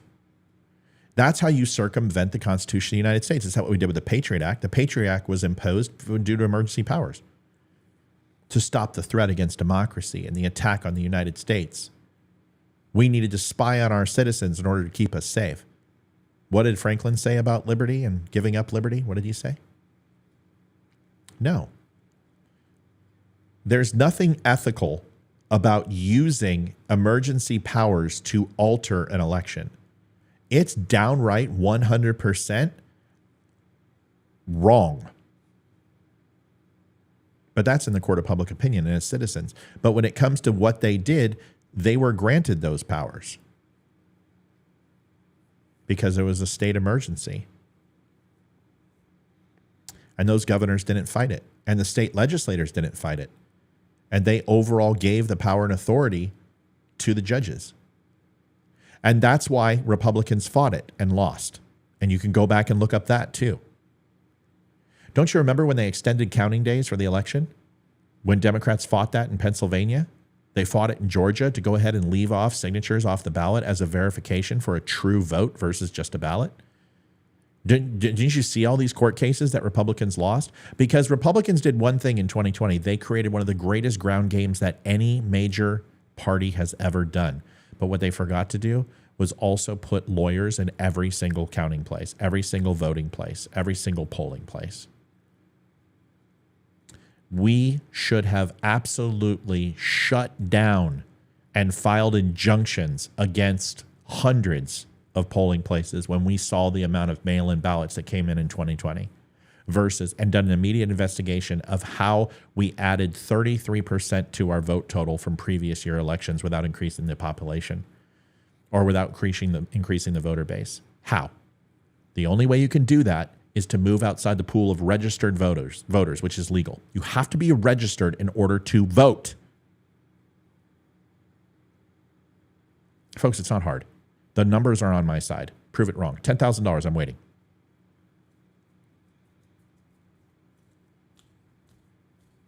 Do you know how many special team was sent to Israel? Anything? I will not tell you numbers. I will tell you that SEAL Team 6, and Carrie, I unbanned your account. You can see that. Let's not go back to where we were, okay? It doesn't mean we can't talk about this stuff. Just stick to fact for me, kiddo. I like you. I've always liked you. You know, maybe you can help Laverne because you were very much like her when you first came to this show. I'm not trying to brainwash you. I don't want to change you. If you believe something, believe it. Just don't count it as fact on this show. Don't you dare state it as fact unless you can back it up. You know that, Carrie. Welcome back. I'll not tell you numbers. I will tell you DevGru and Delta were deployed into the Middle East. That's all I'll tell you. I'm not going to tell you where they're at. I'm not going to confirm that they're in Israel. I'm not going to confirm that they're in Syria. I'm not going to confirm that they're in Lebanon. I'm not going to tell you they're in Gaza or West Bank. I'm not going to tell you whether they're in Bahrain. DevGru and Delta were deployed to the Middle East before last night. That's it. I know you're not like Laverne. That's what I'm trying to say. But you do dabble in some of the things that she talks about. And you have in the past. So what I'm saying is maybe you can help her connect the dots. I won't tell you anything. No, it's not. Listen, that's it. Delta and teams are over in the Middle East. That's it. And that could be anywhere. Okay, cool. And we know why they're there. Now, last thing, and then I'm going to go. Donald Trump, Joe Biden. It's lunchtime. Nobody's watching right now. People won't pick back up, and I'm not going to wait till 1 to get more people on. Donald Trump, Joe Biden. Who's going to win? Here are the scenarios. Okay? Right now, And I'm not doom and gloom. I'm just telling you the truth. No, it'll be longer than that, Kevin. I wish it would be that quick, but it wouldn't be. Anybody that thinks that Iran isn't tougher than Iraq, and anyone who thinks that Lebanon is not tougher than Iraq, knows that Iraq wasn't over in 5 minutes. It's not going to be over in 5 minutes. Just saying. There's no way. I mean, just to get IDF is going to have to go door knocking, and they're going to have to literally face Vietnam type situations with all the tunnels that they have. Hamas is underground right now. They're staying underground. They are small. This is why a U.S. attack is their infrastructure and command and control is in fucking smithereens. They are all hiding, and they're staying underground. And as soon as those 300,000 reservists go through, they're fucked. They got nowhere to run. And honestly, they're going to be in a kill squad from southern Egypt. Will absolutely wipe out Hamas for Egypt to stay in good graces with the United States, because the money that they're getting is too much. So they will kill the ex-Muslim Brotherhood, Hamas, if they try to flee over the border. So no, it's not going to be over in 5 minutes. All right. Donald Trump right now, he holds a very strong number nationally. But when it comes to the primary and the individual states that he will have to go through to garner those primary votes to be the nominee, and the early primary, if you don't win and pick up those states 1 out of 3, 2 out of 3 right away, you're done. The RNC will punch his ticket and say, you're losing. Now, does he have a lead in those states? Yeah, every one of them. South Carolina, doing fine. New Hampshire, et cetera, et cetera. He's doing fine. But Haley is doing very well comparatively. So is DeSantis. Ramaswamy is pretty much meh. The third debate's going to tell a lot. And Trump needs to show up to the third debate. I'm telling you right now, he has to. If he doesn't, he's making a huge mistake. He needs to separate himself, and he needs to go in just in case Haley pulls out South Carolina, wins the primary. Very doubtful, but if she shows a strong second place, that's going to give her momentum going into the other states. The first 3 states, the primary, set the tone for the rest of it. We saw this, I told you, with Pete Buttigieg, Bernie Sanders, and Joe Biden. And Joe Biden came in and won the third state. It was one of the biggest states, and it just completely gave him momentum to tear into the nomination. Same thing for Trump. Trump has to go in, win these decisively, and have no coattails. I don't know if that's going to happen. If he doesn't show up for the debate, America is going to see Haley 3 times. People like her. She's a rhino. She's a warmonger. I know all the talking points. No, she's not. Okay. She thinks the exact same thing that I think about Israel. Flatten the fuck out of Palestine and anybody who tries to stop Israel from doing it. Sorry. I think the same thing. So if you don't like her, you don't like me. I have no problem with Nikki Haley at all. She's a neocon. Define neocon. Okay, since you can't, we're not even going to go there. So Trump has to get into the debates. Third debate would be a good choice for him to get into. Have that debate, separate himself, get his vice president candidate on lock, which will probably be Haley. I still think it's a good move for him. He needs a woman. He needs to get the female vote. He'll get the minority vote, especially because she's Indian, going on with things in the Middle East right now. It'll just seem like a calming nature. She'll have exponential clout with from a geopolitical sense, from a nation sense, from a world presence sense, being an ambassador, and also having Indian descent. It'll help. Okay, so you put her on the ticket. I've been saying that for 3 years. That's why Trump hasn't really hit her too hard. DeSantis, I don't know if he can recover. So you got Trump on the ticket. Now you have to throw in this in the mix.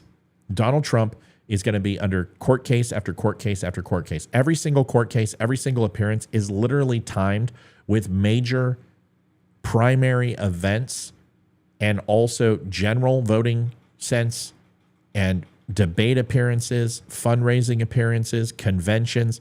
I mean, dude, they have fucked him when it comes to his court date. They should have held this until after the election. They're not going to. They want Trump off the ticket. They want to invoke the 14th Amendment. They want to get him on a felony. They want to get him up. They're not going to get him on anything but obstruction. He's going to get hit for obstruction. You just fucking deal with it, folks. The guy said some stupid shit in front of news reporters. He said it on the open camera. He said it while being recorded. He's going to get hit with obstruction. Pretty much in the documents case. That's it. Georgia's not going anywhere. Bragg had nothing. Letitia James has shit. They're going to hit him on the document scandal. That's where they're going to hit him. Okay? They get him for obstruction on that. Then they're going to move the 14th Amendment to get him off the ballot. Supreme Court already said states can't take him off the ballot, so that's a lock right there. So the chances of Donald Trump, unless he gets a felony, he's going to be the next Republican nominee for president. You just need to embrace that, okay? I don't want to hear about Nikki Haley. You can't tell me why. Okay, Shirley, you're a longtime viewer. Please don't make me do this to you. Please just stop. Just stop. Nikki Haley does not want to go to war with Iran. That is not what Nikki Haley has said.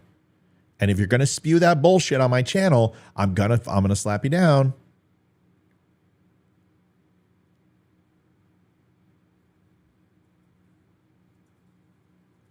If you would like me to tell you what she said about Iran, I'll be happy to tell you. And it happens to be something I completely agree with. The nuclear enrichment program in Iran needs to be taken out today, now.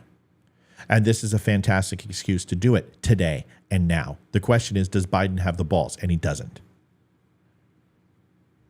Iran, their number one motivation, the Shah, the Ayatollah, and the clerics, is to bring destruction to Israel and the United States of America, the infidel. Period. Full stop. There is no other conversation. They want the mutual destruction of Israel and the United States. Period. Why in the fuck would you want them to have a nuke? Oh my God. Junior, you're an idiot. First of all, you called a woman a pig. Now you're banned. So somebody fucking ban him, Junior Coltrane. You're done. You're not going to speak to a woman like that. And you're not going to compare people to animals on my show. You might as well fucking go join the 1940 Third Reich, who did the same thing and called Jews pigs and vermin and maggots and roaches. You sound like a fucking liberal. Ban his ass. Dude, guys like you, you're a fucking douchebag. She has never been in a position to start a war. She has been an ambassador. And she has been a governor. Please tell me which war she voted for. Please show me which war she endorsed.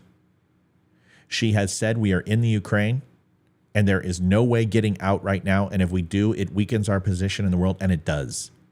Whether you like that or not, we never should have went in, but we did, and we proxied it, and that's the way it is. And if we stop now and Ukraine loses, it weakens our country. Whether you like to know that or not, it doesn't really matter. Israel, we need to go and defend Israel. Absolutely, 100%. Everything. Stand behind Israel. Yes. Iran, we need to send their nuclear enrichment program back to the fucking Stone Ages.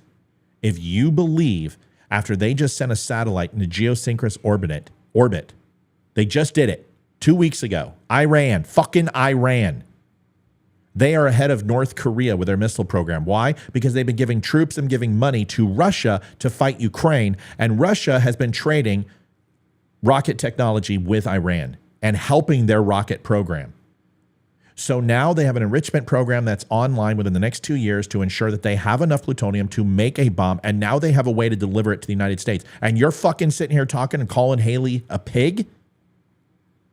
I knew I didn't like you at first. Somebody fucking ban him, please. Junior, you're a cunt. You can call me a simp all you want. You're a shell of a man. You wouldn't have the balls in front of me. It doesn't even bother me. I'm not simping for anybody. I'm not even saying vote for Haley. She can't be president. She shouldn't be president. She's not ready to be president. She'll make a great VP. You've already proved that you have no moxie. You've already proved you have no courage. You're just a shell of a man. You're a cunt. And that's what guys like me call you, because you're nothing. You call women pigs. You're a douchebag. You're just a big, giant douchebag. Junior doesn't have the balls. Doesn't have the balls. Junior, I'm waiting for you to call in, tough guy. Waiting for you to call in. Anytime you want.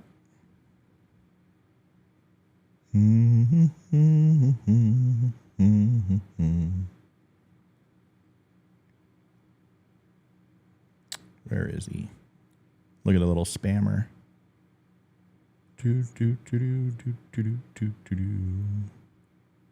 Jim Coltrane. Junior Coltrane.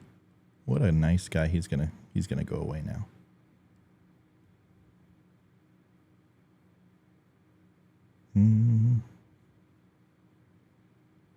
Should I put him in timeout or should I ban him completely? Let him go ahead and spam a few more things. Hold on. Waiting for Jim Coltrane here. Come on, Jimmy. You got some more things to post or are you going to stop now? And boom, gone. What a pussy. So Junior Coltrane had to go ahead and decide to say that Nikki Haley was a pig. Come here. Hold on a second. Come here, Yen.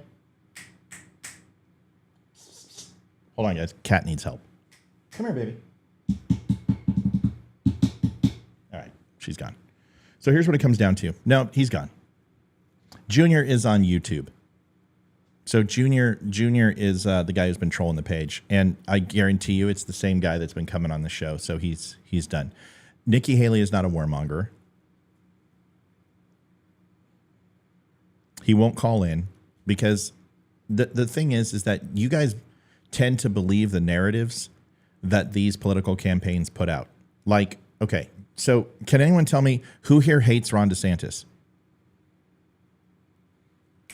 Yenny, come here. Psst, psst. Who here hates Ron DeSantis? Then why did you love him 9 months ago? Why did you think Ron DeSantis should be the vice president for Donald Trump? Help me understand that. Why was Ron DeSantis the successor in 2028? Why? Why do you hate him now? We need to stop Iran at all costs. Agreed. Okay, you don't like him. Why don't you like him? Why don't you like Ron DeSantis? Tell me why. Specifically, what is it that you don't like about him? Okay, fine. Hate is a strong word. You know that's what people are going to say. Okay, fine. Hate's a strong word, blah, blah, blah. Why do you not like him? What is it you don't like about Ron DeSantis? I'm a Floridian, and definitely you don't hate Governor DeSantis. Okay, who doesn't like DeSantis? Tell me why. I like Ron DeSantis, and I never thought that he should be Vice President Donald Trump, nor should be the president. He's a great governor, and that's it. I don't. Okay, well, there's people here who don't like Ron DeSantis. Why don't you like him? What is it? You loved him 9 months ago. Now you don't like him.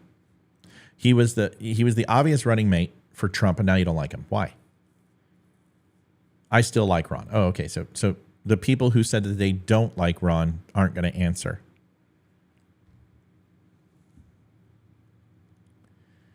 Yeah, at some point, we have to admit that we don't like Ron DeSantis because Donald Trump told you not to. Yeah, Junior Coltrane's gone. I banned him. And I'll ban him when he creates another. Guys like that are just blah, blah, blah, blah, blah, blah, blah, blah. They're all talk. They didn't have the courage to do anything in real life, so they go ahead and troll shows. He's just a putz. You don't like Ron DeSantis because Donald Trump told you not to. Why don't you like Nikki Haley? Because Donald Trump told you not to.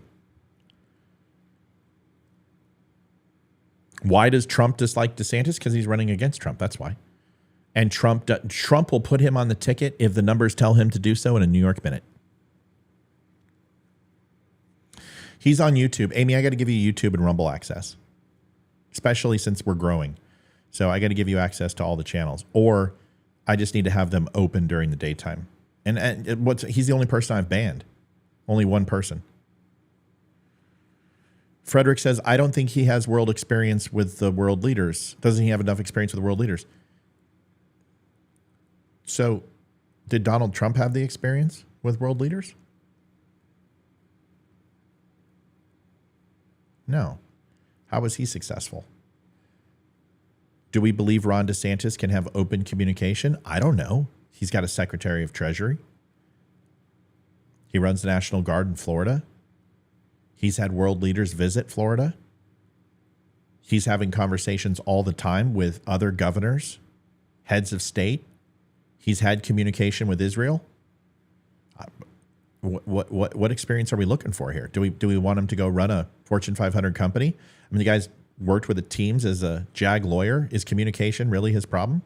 Do we feel that he can't represent, but he can work in front of admirals and generals and judge advocates, but he can't go ahead and talk to somebody who runs a country? That's not my fear. Yeah. The only reason Donald Trump is talking shit about DeSantis is because DeSantis is running against him. The only reason he's talking shit about Nikki Haley is because Nikki Haley's running. He's done the same thing to Tim Scott. He campaigned for Tim Scott. So why don't we stop pretending that Donald Trump gets to decide who you like and who you don't? Because anyone that does that, I don't listen to. Like, I like Trump a lot. I don't give a fuck what he says about Nikki Haley. I think the only reason he's attacking Nikki Haley is because she stood up and said J6 was bullshit and he should have done more, which he should have. He absolutely should have. Listen, he could have pardoned every single one of those guys. He didn't. He could have given funds to them and paid for their lawyers' fees. He didn't. So don't sit here and tell me that the J6ers are Donald Trump's people, because Donald Trump hasn't done shit for any of them. Sorry. You going to tell me different? Tell me different. Educate me. Tell me I'm wrong. Tell me I'm crazy. Show me the receipts. He hasn't done any of that. He hasn't taken his legal teams to go and represent these people. He hasn't went ahead and fought any of these people in court. He hasn't sent his attack dogs on where these people are being held. He hasn't done any of that.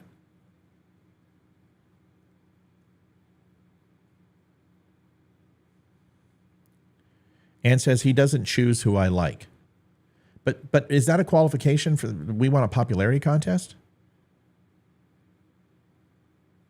Chris Christie actually has two good points, Carrie.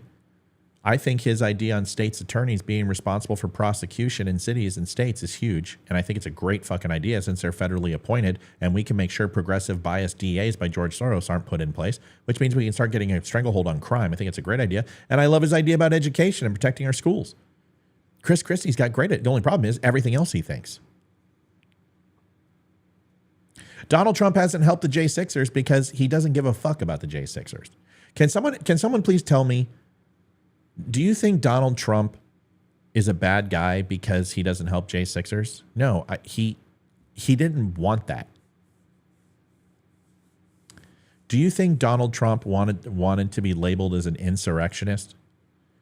Do you think that he was doing exactly what the Democrats did in 2000, exactly what the Democrats did in 2016, and espousing things about stolen elections and how it wasn't legitimate and everything else, and then literally people took it to a degree that they shouldn't have? Do you believe it's possible to lose the pulse of the nation while you're president? It certainly is. Do you think that he actually thought that they were going to do that? Well, no, because there's been no intelligence data that has demonstrated that anyone knew J6 was going to take place.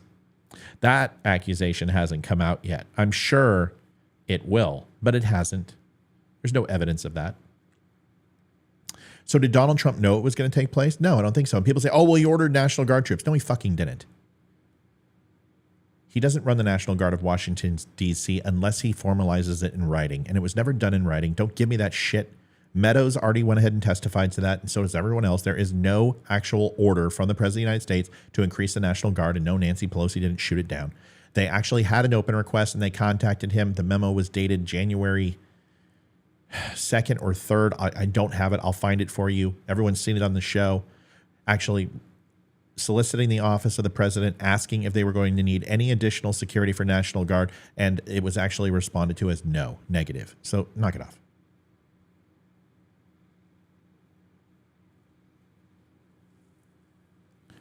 It's not that Donald Trump doesn't care about the people from January 6th. If Donald Trump goes ahead and pays for their lawyers and starts doing it, do you understand what that looks like? It's going to confirm every single thing. The Democrats are waiting. Why do you think they're suspending habeas corpus?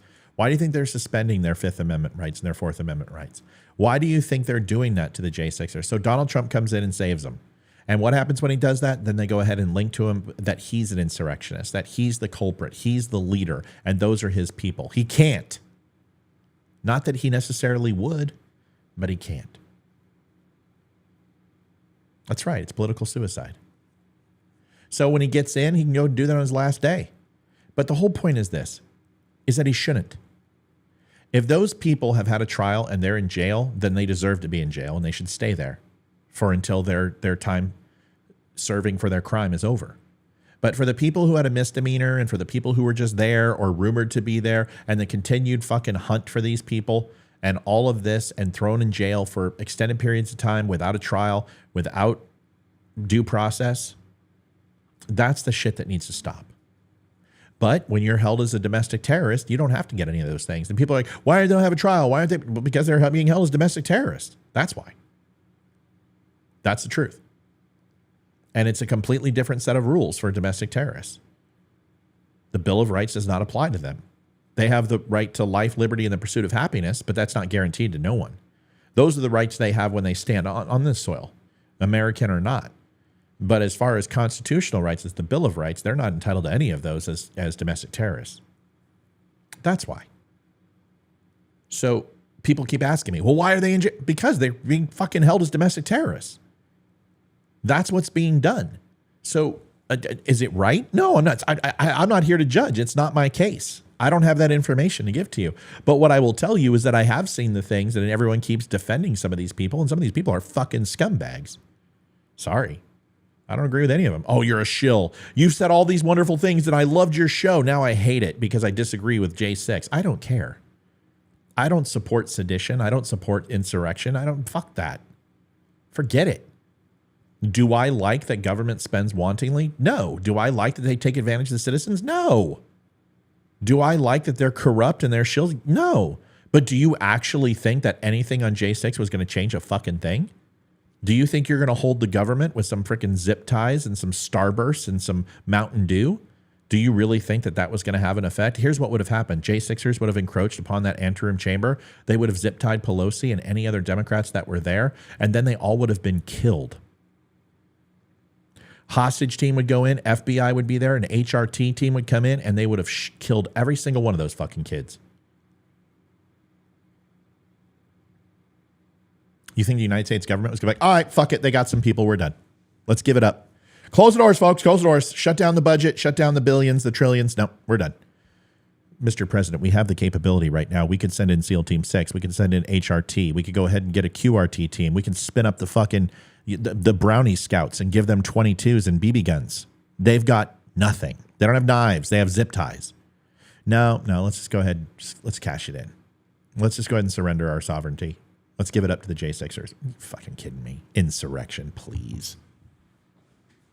It was a bunch of petuous little dipshits like the BLM protesters who did a bunch of stuff that was stupid.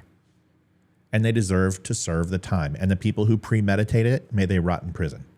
Sorry. I don't have any empathy or sympathy for those people at all.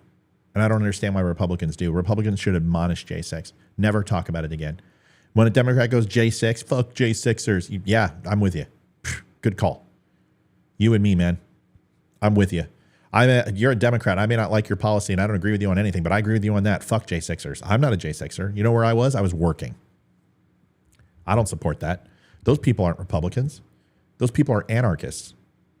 Those people are freedom fighters. Those people are idiots. That's not how you get change in the United States. It's the dumbest thing ever. That's like throwing bodies at the cops and the moat and the castle walls. It's ridiculous. It's not how you make change in the United States. You want to make change in the United States? How about we do something else? Instead of having 150 storm stairs, how about you have 1.5 million march on Washington? How about you have 1.5 million march on Washington? How about you take the 57,000 that listened to that speech and went home peacefully and have nothing against them in any way, shape, or form? Because there shouldn't be, because they all went home. Were they arrested? No, not one of them. The people who went there and listened to the speech and went home, they weren't held. They weren't arrested. They weren't put in jail. The people who were involved, who went into the building, talked about going into the building, those people who were involved in any way, shape, or form were all rounded up. Is it fair? I don't know. I'm not the judge and jury. I haven't heard all the evidence. But do I believe that what's happened is equal for all? No. I believe there's a lot of inequality. I believe certain people are being rounded up who had nothing to do with it whatsoever, or were there reporting. But there's always something more. You'll hear about it and they'll say, oh, well, this person went there just to report in journalism. Yeah, but did they push a cop? Yeah, they did. Oh, well, then they need to go. By the way, Ray Epps, we know what Ray Epps did. We know what Ray Epps did. And he needs to be held accountable. And he was charged just because there was Senate oversight the next day. We know why. Yeah, I know. J6ers got more time than some murders. That's why you never, ever want to be judged as a domestic terrorist. And you don't want to give the government any reason to go ahead and invoke that you're a domestic terrorist. Of course they got more time. Do you think the government is going to not send a message to American citizens that if you try to overthrow the government, if you try to impede the government, if you try to pull that shit at the government, that you're not, I'm not saying it's not right. I'm not saying it sucks, because it sucks for those people. They made a decision in a completely irrational state of mind and were lied to about something that didn't take place, and they thought that they were standing up like the forefathers. What they were a bunch of fucking clowns. Sorry. I just disagree. J6ers should have due process. Denied any legal right. J6 commissary was a fucking joke. No, it's not. They're domestic terrorists. That's the way they were classified. If we don't agree with that, then why didn't Donald Trump pardon them? Why hasn't he put his legal team in helping these people? Because he thinks they are too. Folks, you can just argue my point. If the J6ers are innocent and they did what was right and they did Donald Trump's bidding, then why isn't Donald Trump help them? And here's your answer. Because it's not politically advantageous. Then you're saying that Donald Trump's a politician? Is that what you're saying? And if he's a politician, doesn't that go against everything you've said ever? Folks, you don't have to like my questions, but you should answer them. It's not designed to hurt you. It's not designed to make you feel stupid. It's just the truth. If Donald Trump cares about the J6ers, then why has he not done one thing for them? Why didn't he pardon them when he could? He could have done a blanket pardon. Anyone involved in J6 or whatever is hereby pardoned posthumously from the state. He could write that. Nobody can overthrow that. The current ones would be pardoned. Now, Joe Biden could come in and overwrite that order, and then all futures could be held accountable, but they can't go and do reciprocity. They can't go and try somebody who had already been pardoned. Why didn't he pardon them? Tracy says common sense. Yeah, Roman, we're still talking about this. You can go find another show if you don't want to talk about it. There's plenty of shows that you can find. I'm pretty sure there's somebody on at 1 o'clock at lunchtime. I'm probably the only one. But yeah, we're still talking about this, and we're going to continue to talk about it until we're done talking about it, just FYI. And then we might talk about something else, and then we might not be done talking about that until we're done talking about that. And then we might talk about another thing, and we won't be done talking about that until we're done talking about that. Just FYI, just in case you're wondering. And then if you have any other questions in regards to are we still talking about that, go ahead and do 1, 2, and 3 that I just said and apply that as well. Yeah, we're still talking about this. We talked about the election too. We may talk about that again. I don't care. It's my dime. I'll talk about whatever I want to talk about. So yeah, we're still talking about this. Mike says he was staying away from that. He was staying away from what? He probably will if he wins in 24, if he wins in 2024. But shouldn't our decision be based upon him taking care of people who were supposedly doing something for him? How do we feel about a man that leaves behind freedom fighters for America and our democracy fighting for our stolen election? Are we okay with that? Are we okay with Donald Trump leaving them in jail to rot? Are we okay with that?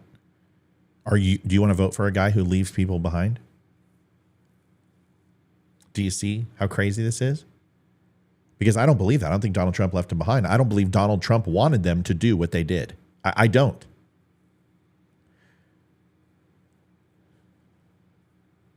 Yeah, I know it started before his speech was over. I'm aware of this. I've already defended it. I've already told you Donald Trump's not responsible for what happened on January 6th. He certainly instigated a lot of the emotion that happened, and he could have stopped it by saying stolen fucking election with no proof and no evidence.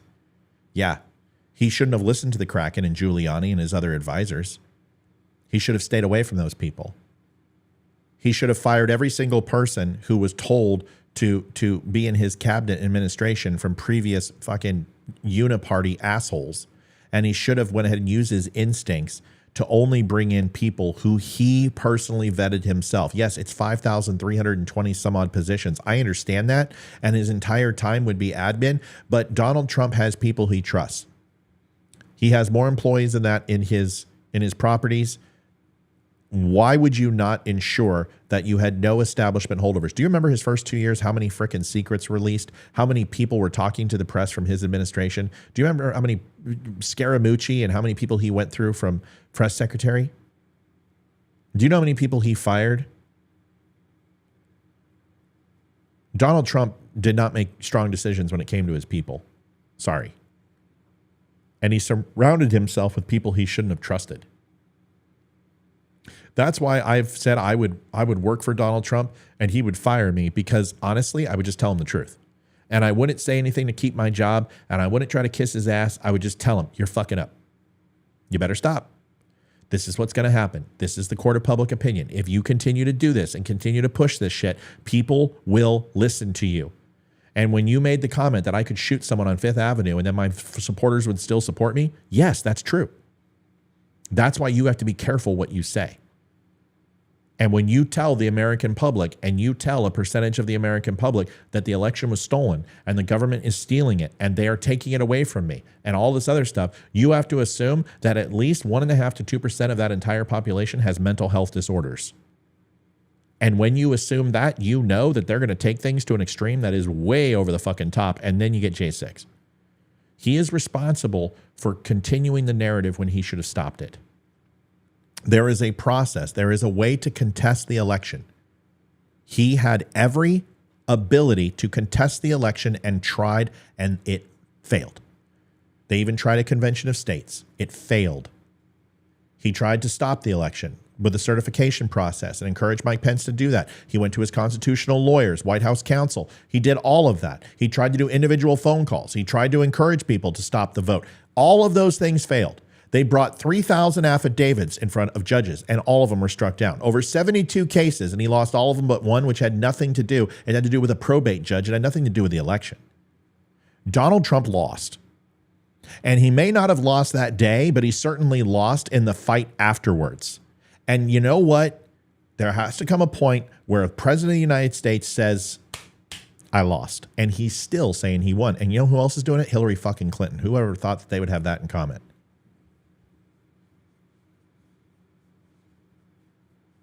I am not speaking ill of Trump.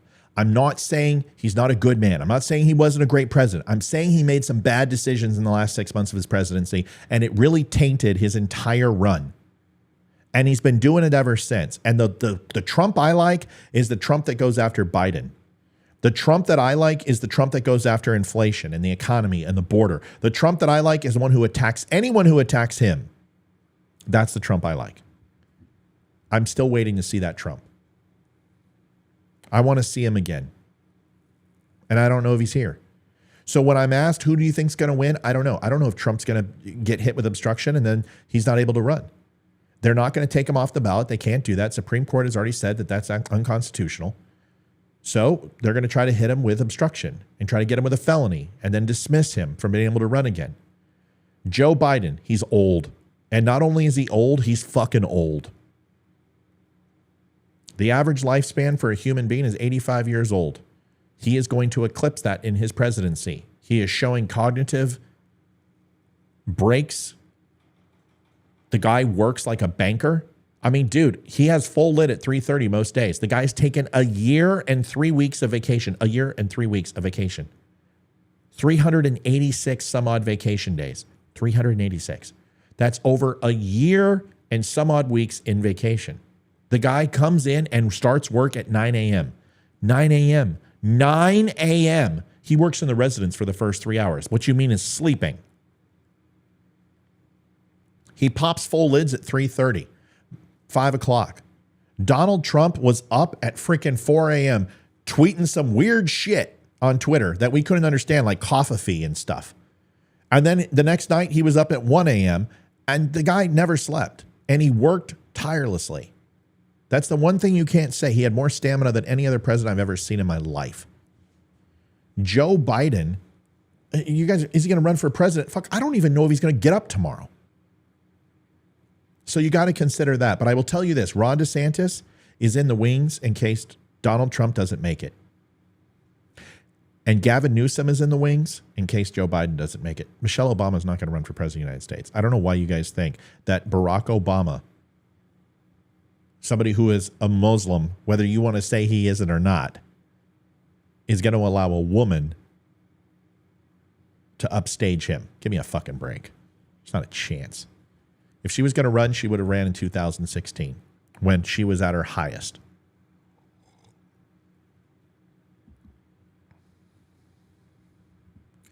January 21st to now to 2.5 years. What, did someone check my timeline?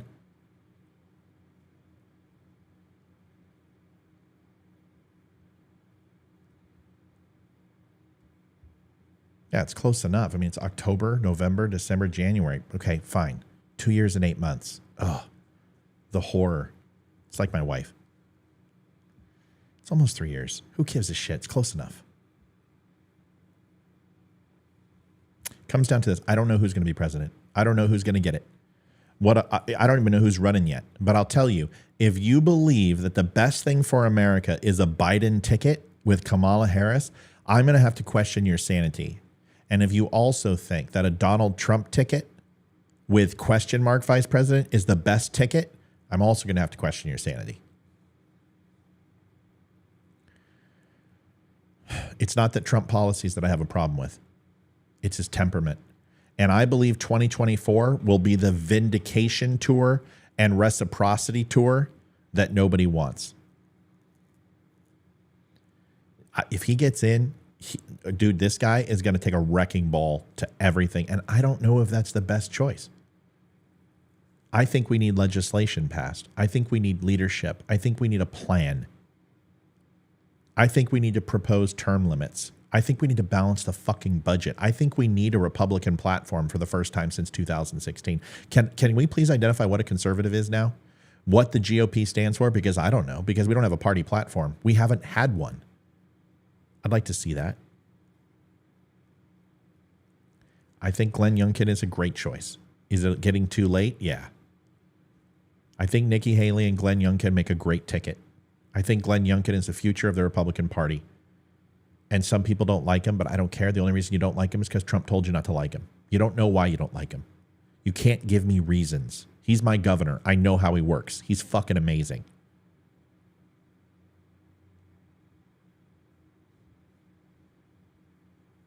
See, Ann, you say he talks about all of that, but he's not the GOP. This guy's the leader of the Republican Party, and we don't have a party platform. I don't care that he talks about it. He talks about the same shit every single rally.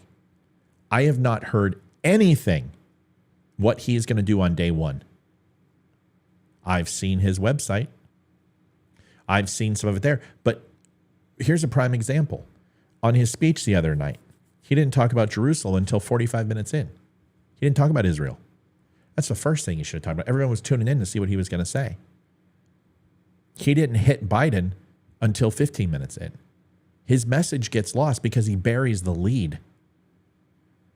Don't you remember when he was going to go ahead and talk about a huge announcement, and it was NFT trading cards last year? Remember those digital cards that you could buy? And everybody's like, what the fuck are you talking about, dude? Why do we want to buy a picture of you on a cowboy in a cowboy outfit with a cowboy hat on top of a horse? Why do we want to buy a picture of you in a spacesuit from NASA? What the fuck are you doing? And then he had one of the best speeches he's ever done, and he talked for 10 minutes after, but nobody watched because everyone turned it off in disgust because it was a grift. That's what a grifter does. Donald Trump makes bad choices over the last 2.5 years. And I'll stand by that. And I will take the 6 months into his presidency too. His first 3.5 years, I thought Donald Trump killed it. He controlled the press. He had Nancy Pelosi and Schumer wrapped. They weren't successful. He got them doing crazy ass shit, taking knees in African garb, ripping up frickin' State of the Union addresses, proposing legislation that was off the wall, bailing out BLM. Fuck, man. He had the Democrats just running. Then COVID happened. And then he had to be I'm Superman and stand on that balcony and tell women and people who were dying that it ain't no big deal. I had it beat in 72 hours. Barron beat it in 24. Melania has it now. She's crushing it. I got some of the best cocktails. Everything's good. I'm fine. And people were like, my mother's dying. My sister's dying. My grandmother's dying. And you're up there on that balcony talking about super medicine and that it's no big deal. That lost him a huge part of the election. And he lost women. Grab him by the pussy didn't do it. That did it. And all he had to do was stand up there and say, listen, folks, I don't believe we need to do what we're doing right now. And I don't believe we need to shut down the country. And I do believe this was a China virus and everything else. But if we could just try to get behind one vision here, and if we have to wear masks for a little bit, let's do that, okay? Let's just get it done. We're Americans. And this disease showed me that it's serious. And there's people who can die from it. And although I didn't have that reaction, I have the best doctors in the world at Bethesda. And I'm taken care of. There's people out there who aren't taken care of, who don't have the money that I have, who do not have the influence that I have, that are not the president of the United States, and they need to be treated as such. And I'm going to do whatever I can to ensure that they're helped. We know you're going through a hard time. Thank you for supporting the family, but my thoughts are on America right now. My family's fine. If he would have done that, he would have been the next president of the United States. He didn't say that. And that's why he got crushed. So we can sit here. Don't say stupid ads. Those ads pay my bills. Me sitting here with you for 3 hours is because of those ads. And yes, I know I've got 70 people on after having almost 300 people on. It's lunchtime. It dies. But I'm still going to talk to you. Donald Trump made mistakes. Okay, just can't we just say that without being disloyal? I don't know, man. I get icky feelings when a person says you have to say great things about me all the time. People disagree with me all the time, and I embrace those people. People say mean shit like that other douchebag who just got banned. I banned him because he continued to spam. That's the only reason he's gone. He can say I have a lisp. That's fine. Listen, this mic has a de-esser. Okay? I also have fake teeth. So cut me some slack. I also had a tooth removed, and I've got a giant frickin' hole right here, and my tongue keeps slipping into it. So if you think that doesn't have something to do with it, don't be a dick. You know what I could also do? I'm 6'4", 225, and I'm pretty sure I could fucking pound you. So it's not something you would say to me in front of me. You would be like, oh, you have a lisp. You know what I'd say? Fuck, I do, and I'm going to give you one. So grow up. Don't be an internet warrior, right? Just get your own radio show, and you can say Sammy serendipitousness has seashells on the seashore systematically all you want and enjoy yourself. I have a lisp. Douche. I don't have a lisp. I have a de-esser on the machine. So when I do the S, you don't hear the cracks and the pops. Because if I turn off the processing on my voice, this is what I sound like normally. Now, it's not much different. It's a little bit deeper, it's a little bit richer, and a little bit crisper. But when I process, it's a much different sound. It's more radio. It's more like if you were hearing me in your ear. You guys see the difference? It's called technology. Yeah. You said something negative about Trump. You're a rhino. Yeah, whatever. You don't even know what rhino means. You spell it R-H-I-N-O. So I do have a big horn, though. Matt, don't explain these assholes. Oh, I do it anyway. Beard looks great today. My beard looks great every day. Come on. You don't sound any different than before the surgery. I do a little bit, Shirley. And listen, I'm not mad at you for saying what you said about Haley. Haley has never been in a position to be a warmonger, okay? She's been a governor and she's been an ambassador, and neither of those positions allow you to declare war or vote on war. So she's not a warmonger. Her husband's in the military. I think she probably is more qualified than most of these politicians who have no skin in the game, and their family has dodged the draft. Her husband's overseas deployed right now. I would rather trust Nikki Haley to make an informed decision on deploying troops over somebody who has no skin in the game. You know what I mean? That's my point. Yeah, Trump made mistakes. But the problem is that people can't admit that he made mistakes. That's the issue I take. It's not that Trump made them. I mean, he made a lot of mistakes. He also had a shit ton of successes. It's that you can't say he made mistakes, and because if you do, you're disloyal. First of all, my loyalties are not based upon the past. They're not predicated upon the present. They're not predicated upon the future. My loyalty is based on that you also give me the same amount of consideration. And if you treat me as you want to be treated, there's a very good chance that over time we will build a shorthand together, and which will turn into loyalty. But if you demand it simply because you're the president of the United States, I already did that shit. I already fucking did that service. I'm not doing it again. I swore an oath to the Constitution of the United States and the president, commander-in-chief. I did. And I will defend him with my life, but it also gives me the ability to call him a dick. My loyalty is to my oath, not a man. My loyalty is to the office, not the man. That's it. Yeah. But see, you can say Trump trusted the wrong people. Then how is that for his judgment? See, this is where the problem people have is that I don't let him off the hook. I won't make excuses for him when he does something wrong. And when people say, well, yeah, but he trusted the wrong people. Great. So his judgment's bad. You want to put him back in office? You can't say that. What you can say is Donald Trump had some very poor judgment while he was in office and did some things that I do not support. And you and I are on the same fucking page. We can move on now. But then you can also say he also did a whole bunch of shit that I agree with and I support unequivocally. And I can also say we can move on now. But what I can't do is have you say, yeah, but the only reason he did bad things sometimes and make stupid decisions because he trusted the wrong people. Okay, that's not an endorsement that makes me feel better. Hopefully he learned. Is this the guy that allowed Maya Yiannopoulos into Mar-a-Lago 6 months ago? And the neo-Nazi fascist douchebag that he allowed in? The guy that I went toe-to-toe with some of his supporters. I still can't remember his name. Fuentes, whatever. Him? Oh. Is this the guy that still supports Carrie Lake? Do you support Carrie Lake? Have you seen the early numbers on her Senate run? Shit. She's going to have to call big stolen election when she loses this one. Nick Fuentes, thank you. I don't like Carrie Lake at all. I think she's pretty. I think she's smart.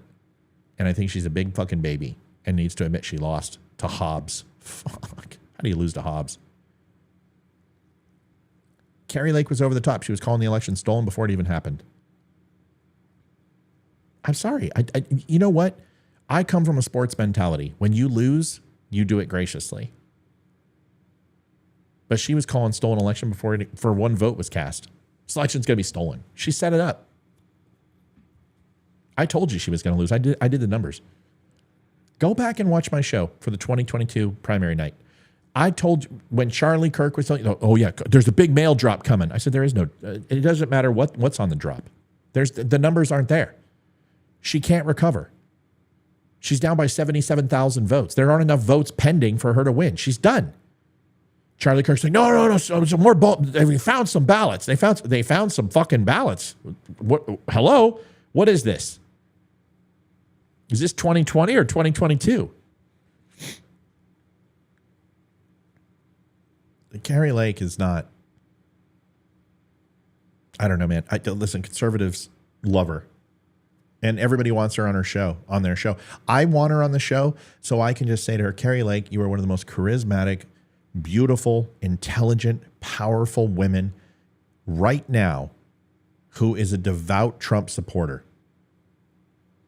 Why the hell would you not pop smoke on the governor's race in Arizona and make a push for this Senate race and say, I'm going to win?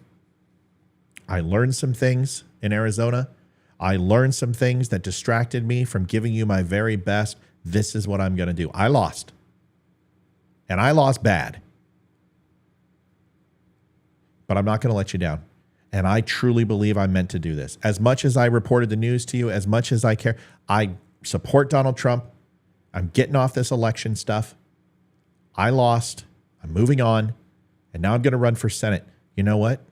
Until she does that, she will never, ever, no one will vote her in. Because nobody likes a sore loser, folks.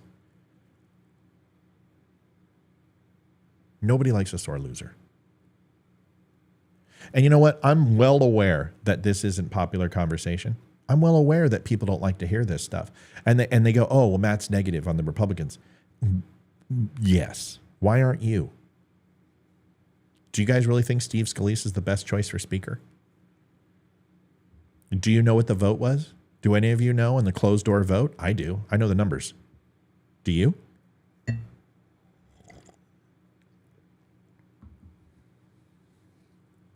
My allergies are killing me. I'm itching my nose as much as I can. Does anyone know the numbers in the closed door vote for Speaker?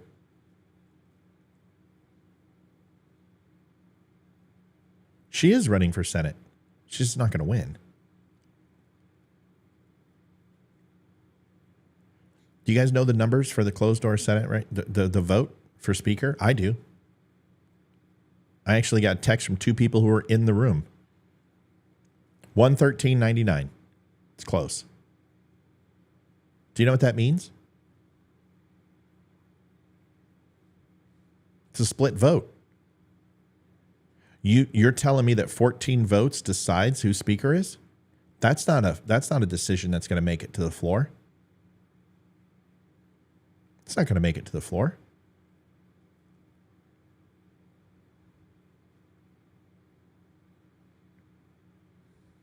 How the hell do you think that they're going to propose that on the floor and that the Freedom Caucus is going to vote along? Because Democrats aren't going to vote. It means that the Republicans want to trade ponies. They want something for their vote. They're not going to give it. How long do you think this shit show is going to take place?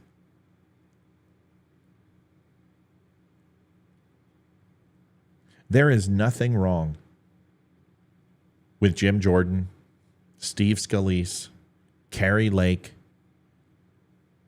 Donald Trump, Joe Biden, Nancy Pelosi, Schumer, McConnell, even the late Dianne Feinstein. There's nothing wrong with any of them. That term limits couldn't cure.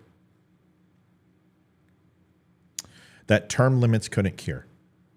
And we're not going to get term limits. We're never going to get term limits. Why the fuck would we? They can't balance a budget, and you expect them to go ahead and cut their own throats by getting them out of office and allowing these money farms to take place. Give me a break. But we do. We have the ability to impose term limits, but we don't. Instead, what do? We fight over the table scraps. We call each other libtards and Trump-tards and snowflakes and communists and Nazis. And all we do is divide. And we never come together with what's best for America. There was a time, I showed you that voting data. There was a time when we knew what was good for America. We knew the Kennedys were going to be good for America. So we put him in office. We knew Reagan was going to be good for America, so we put him in office. They knew that Donald Trump was going to be good for America, and they put him in office. They knew that Bill Clinton, surprisingly enough, was going to be pretty fucking good for America. Not good for national defense, not good for our military, but overall, good for America, at least on the home front. Didn't do well for our military readiness, and we certainly paid for that when George Bush took over and after 9/11. But overall, Bill Clinton was one of the only presidents to balance the budget. Now, he balanced it by gutting the military, but it doesn't matter. Overall, I would take Bill Clinton in a New York Minute over Joe fucking Biden. Anybody else says they wouldn't, you have no idea what's going on. You're not paying attention. Bill Clinton was not a shitty president. He had a shitty wife, and he had the inability to control Mr. Willie. Those were Bill Clinton's faults. Biden has his faults. Trump had his faults. All presidents have faults. But if you think that one person is going to solve the swamp, it's not. Because if the swamp could have been fixed, Donald Trump would have fixed it in his first 2 years. He had the House, he had the Senate, he didn't. Swamp is still here. What makes you think he's going to be able to fix it? Now it's even more ingrained. It's even more divided. You now have the Freedom Caucus.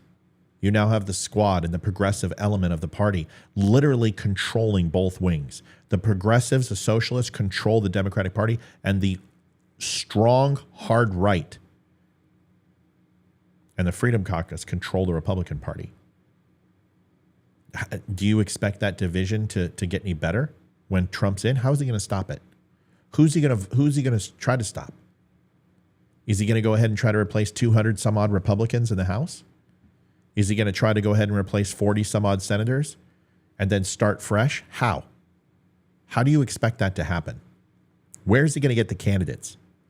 Where's he going to find 40 some odd unknown senators and 200 some odd unknown state representatives to go ahead and clean the swamp? Then how is he going to go ahead and do the same thing with Democrats? You can't. Until you take money out of politics, this will never change. It'll never change.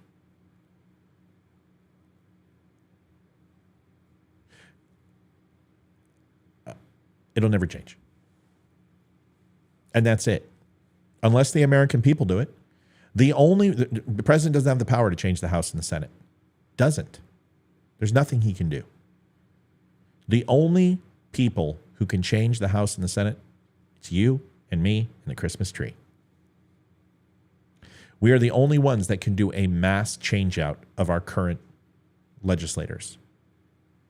That's why they distract us. That's why they have us hate each other. That's why they drive lines in between. That's why they have our own people calling us rhinos. People are calling me a rhino. Really?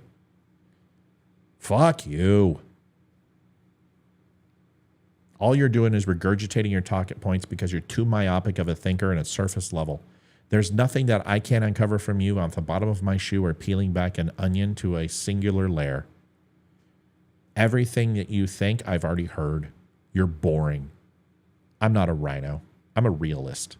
You're the person who is absolutely entrenched. You're the person who cannot see 2 feet in front of your face. You think Donald Trump is going to fix the swamp? Donald Trump is the swamp. They're all the swamp. The moment that you get sworn in and you put your hand on that Bible, you are ready to lie to God. And they do.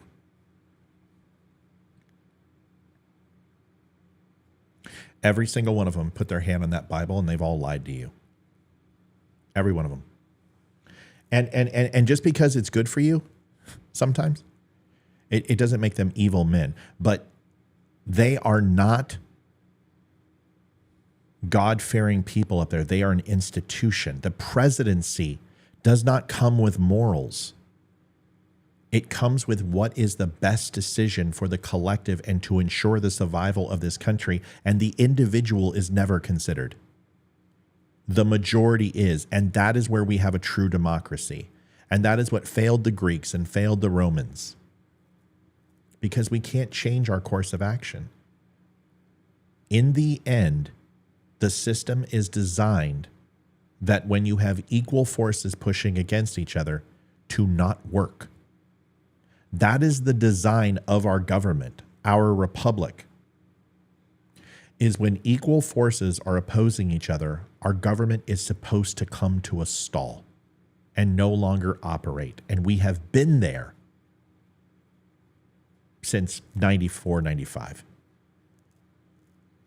Once Bill Clinton left office, once we started instituting the Patriot Act, once the Bushes came in, once that uniparty mentality came in, where it wasn't direct opposition working towards a singular goal, what's best for America, we lost our government.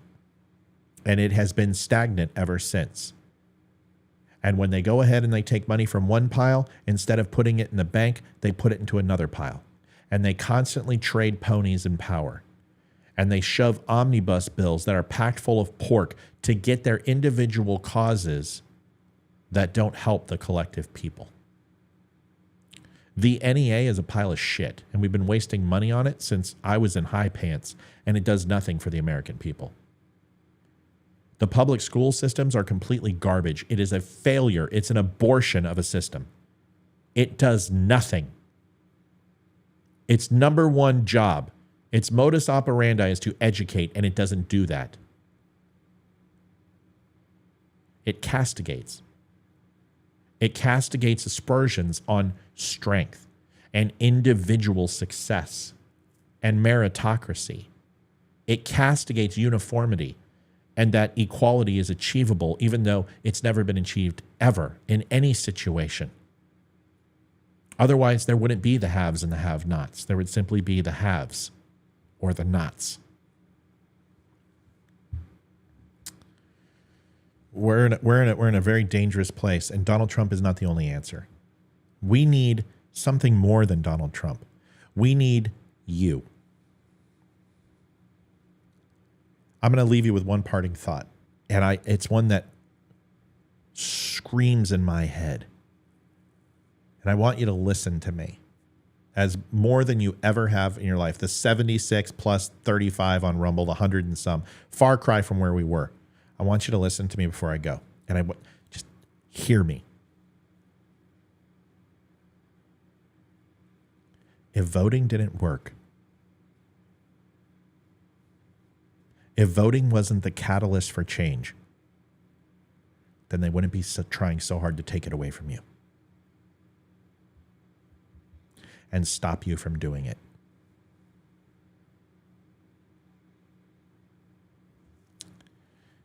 It's the truest thing I've ever said on this show, hands down.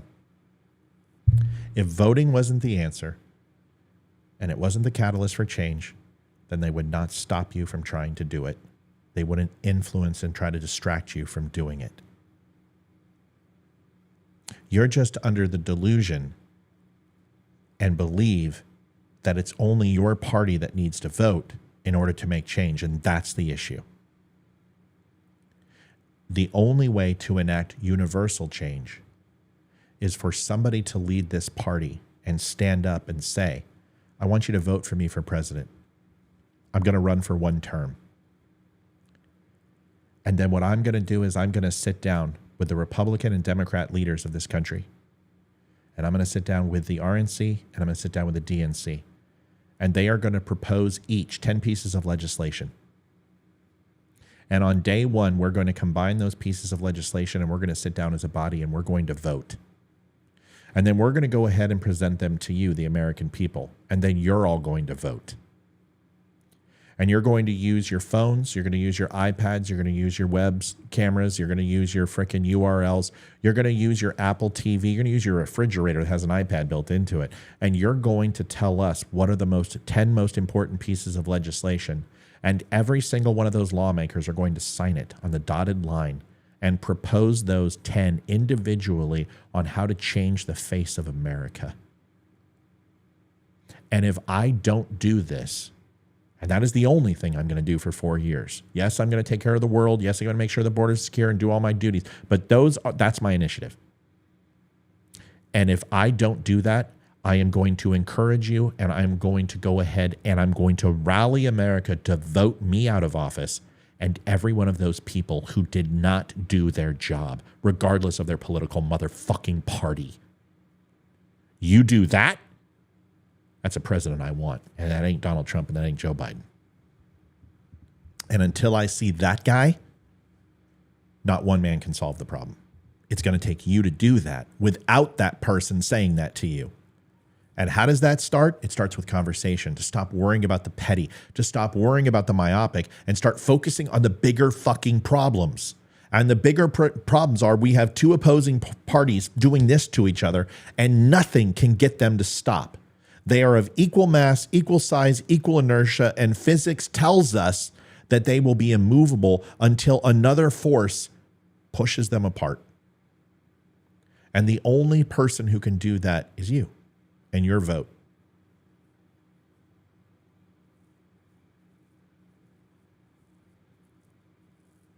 But that's the only way it happens. There's nobody left like that. As my good friend Paula Cole, who I don't know and is not my friend, says, where have all the cowboys gone? Yippee-yi, yippee-yay, yippee-yi, yippee-yay, yippee-yi, yippee-yay, repeat incessantly until the next chorus, where have all the cowboys gone?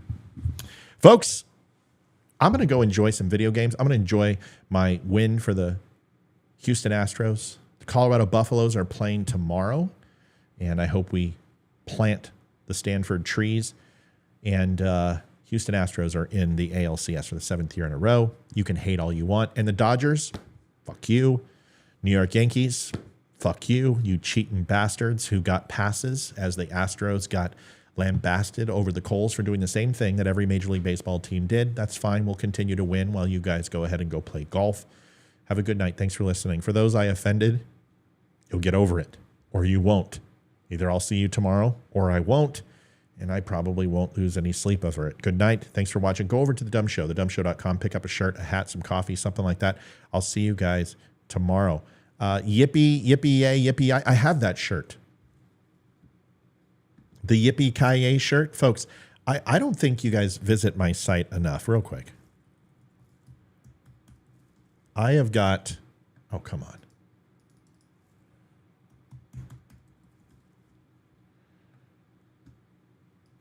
I'm trying to get to it.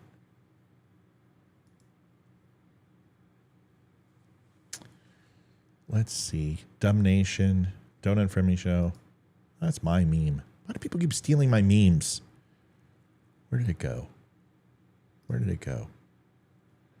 Where did it... Oh, gosh. Doug Gummit. Hey, let's look at the stats of this show before I go. Where's it at? Here it is. Right there. The Yippee Ki-Yay mother. And on the back, it has John McClane's 9mm with the holiday tape on it. The Yippee Ki-Yay shirt. You guys don't remember this? Now, it's expensive because I have to print front and back. But it's got Nakatomi Plaza in the background with a little gratuitous blood splatter in monochromatic form, with Rudolph the Red-Nosed Reindeer, Yippee-Ki-Yay mother with a snowflake sensor, the Nakatomi Towers logo, and then on the back it has the John McClane's 9mm with a Don't Unfriend Me logo emblazoned into the handle. Now, the problem is it's expensive because I have to charge $8 for that 9mm bread on the back, and I only do it during holiday, so you have to use the 15% off. So you join the group, the Facebook group, and get it. I don't even know how much I have it for. Let me go find out. Like I said, it's expensive to do four printings. It's a lot, and I think I got it down because I stopped printing on both sleeves.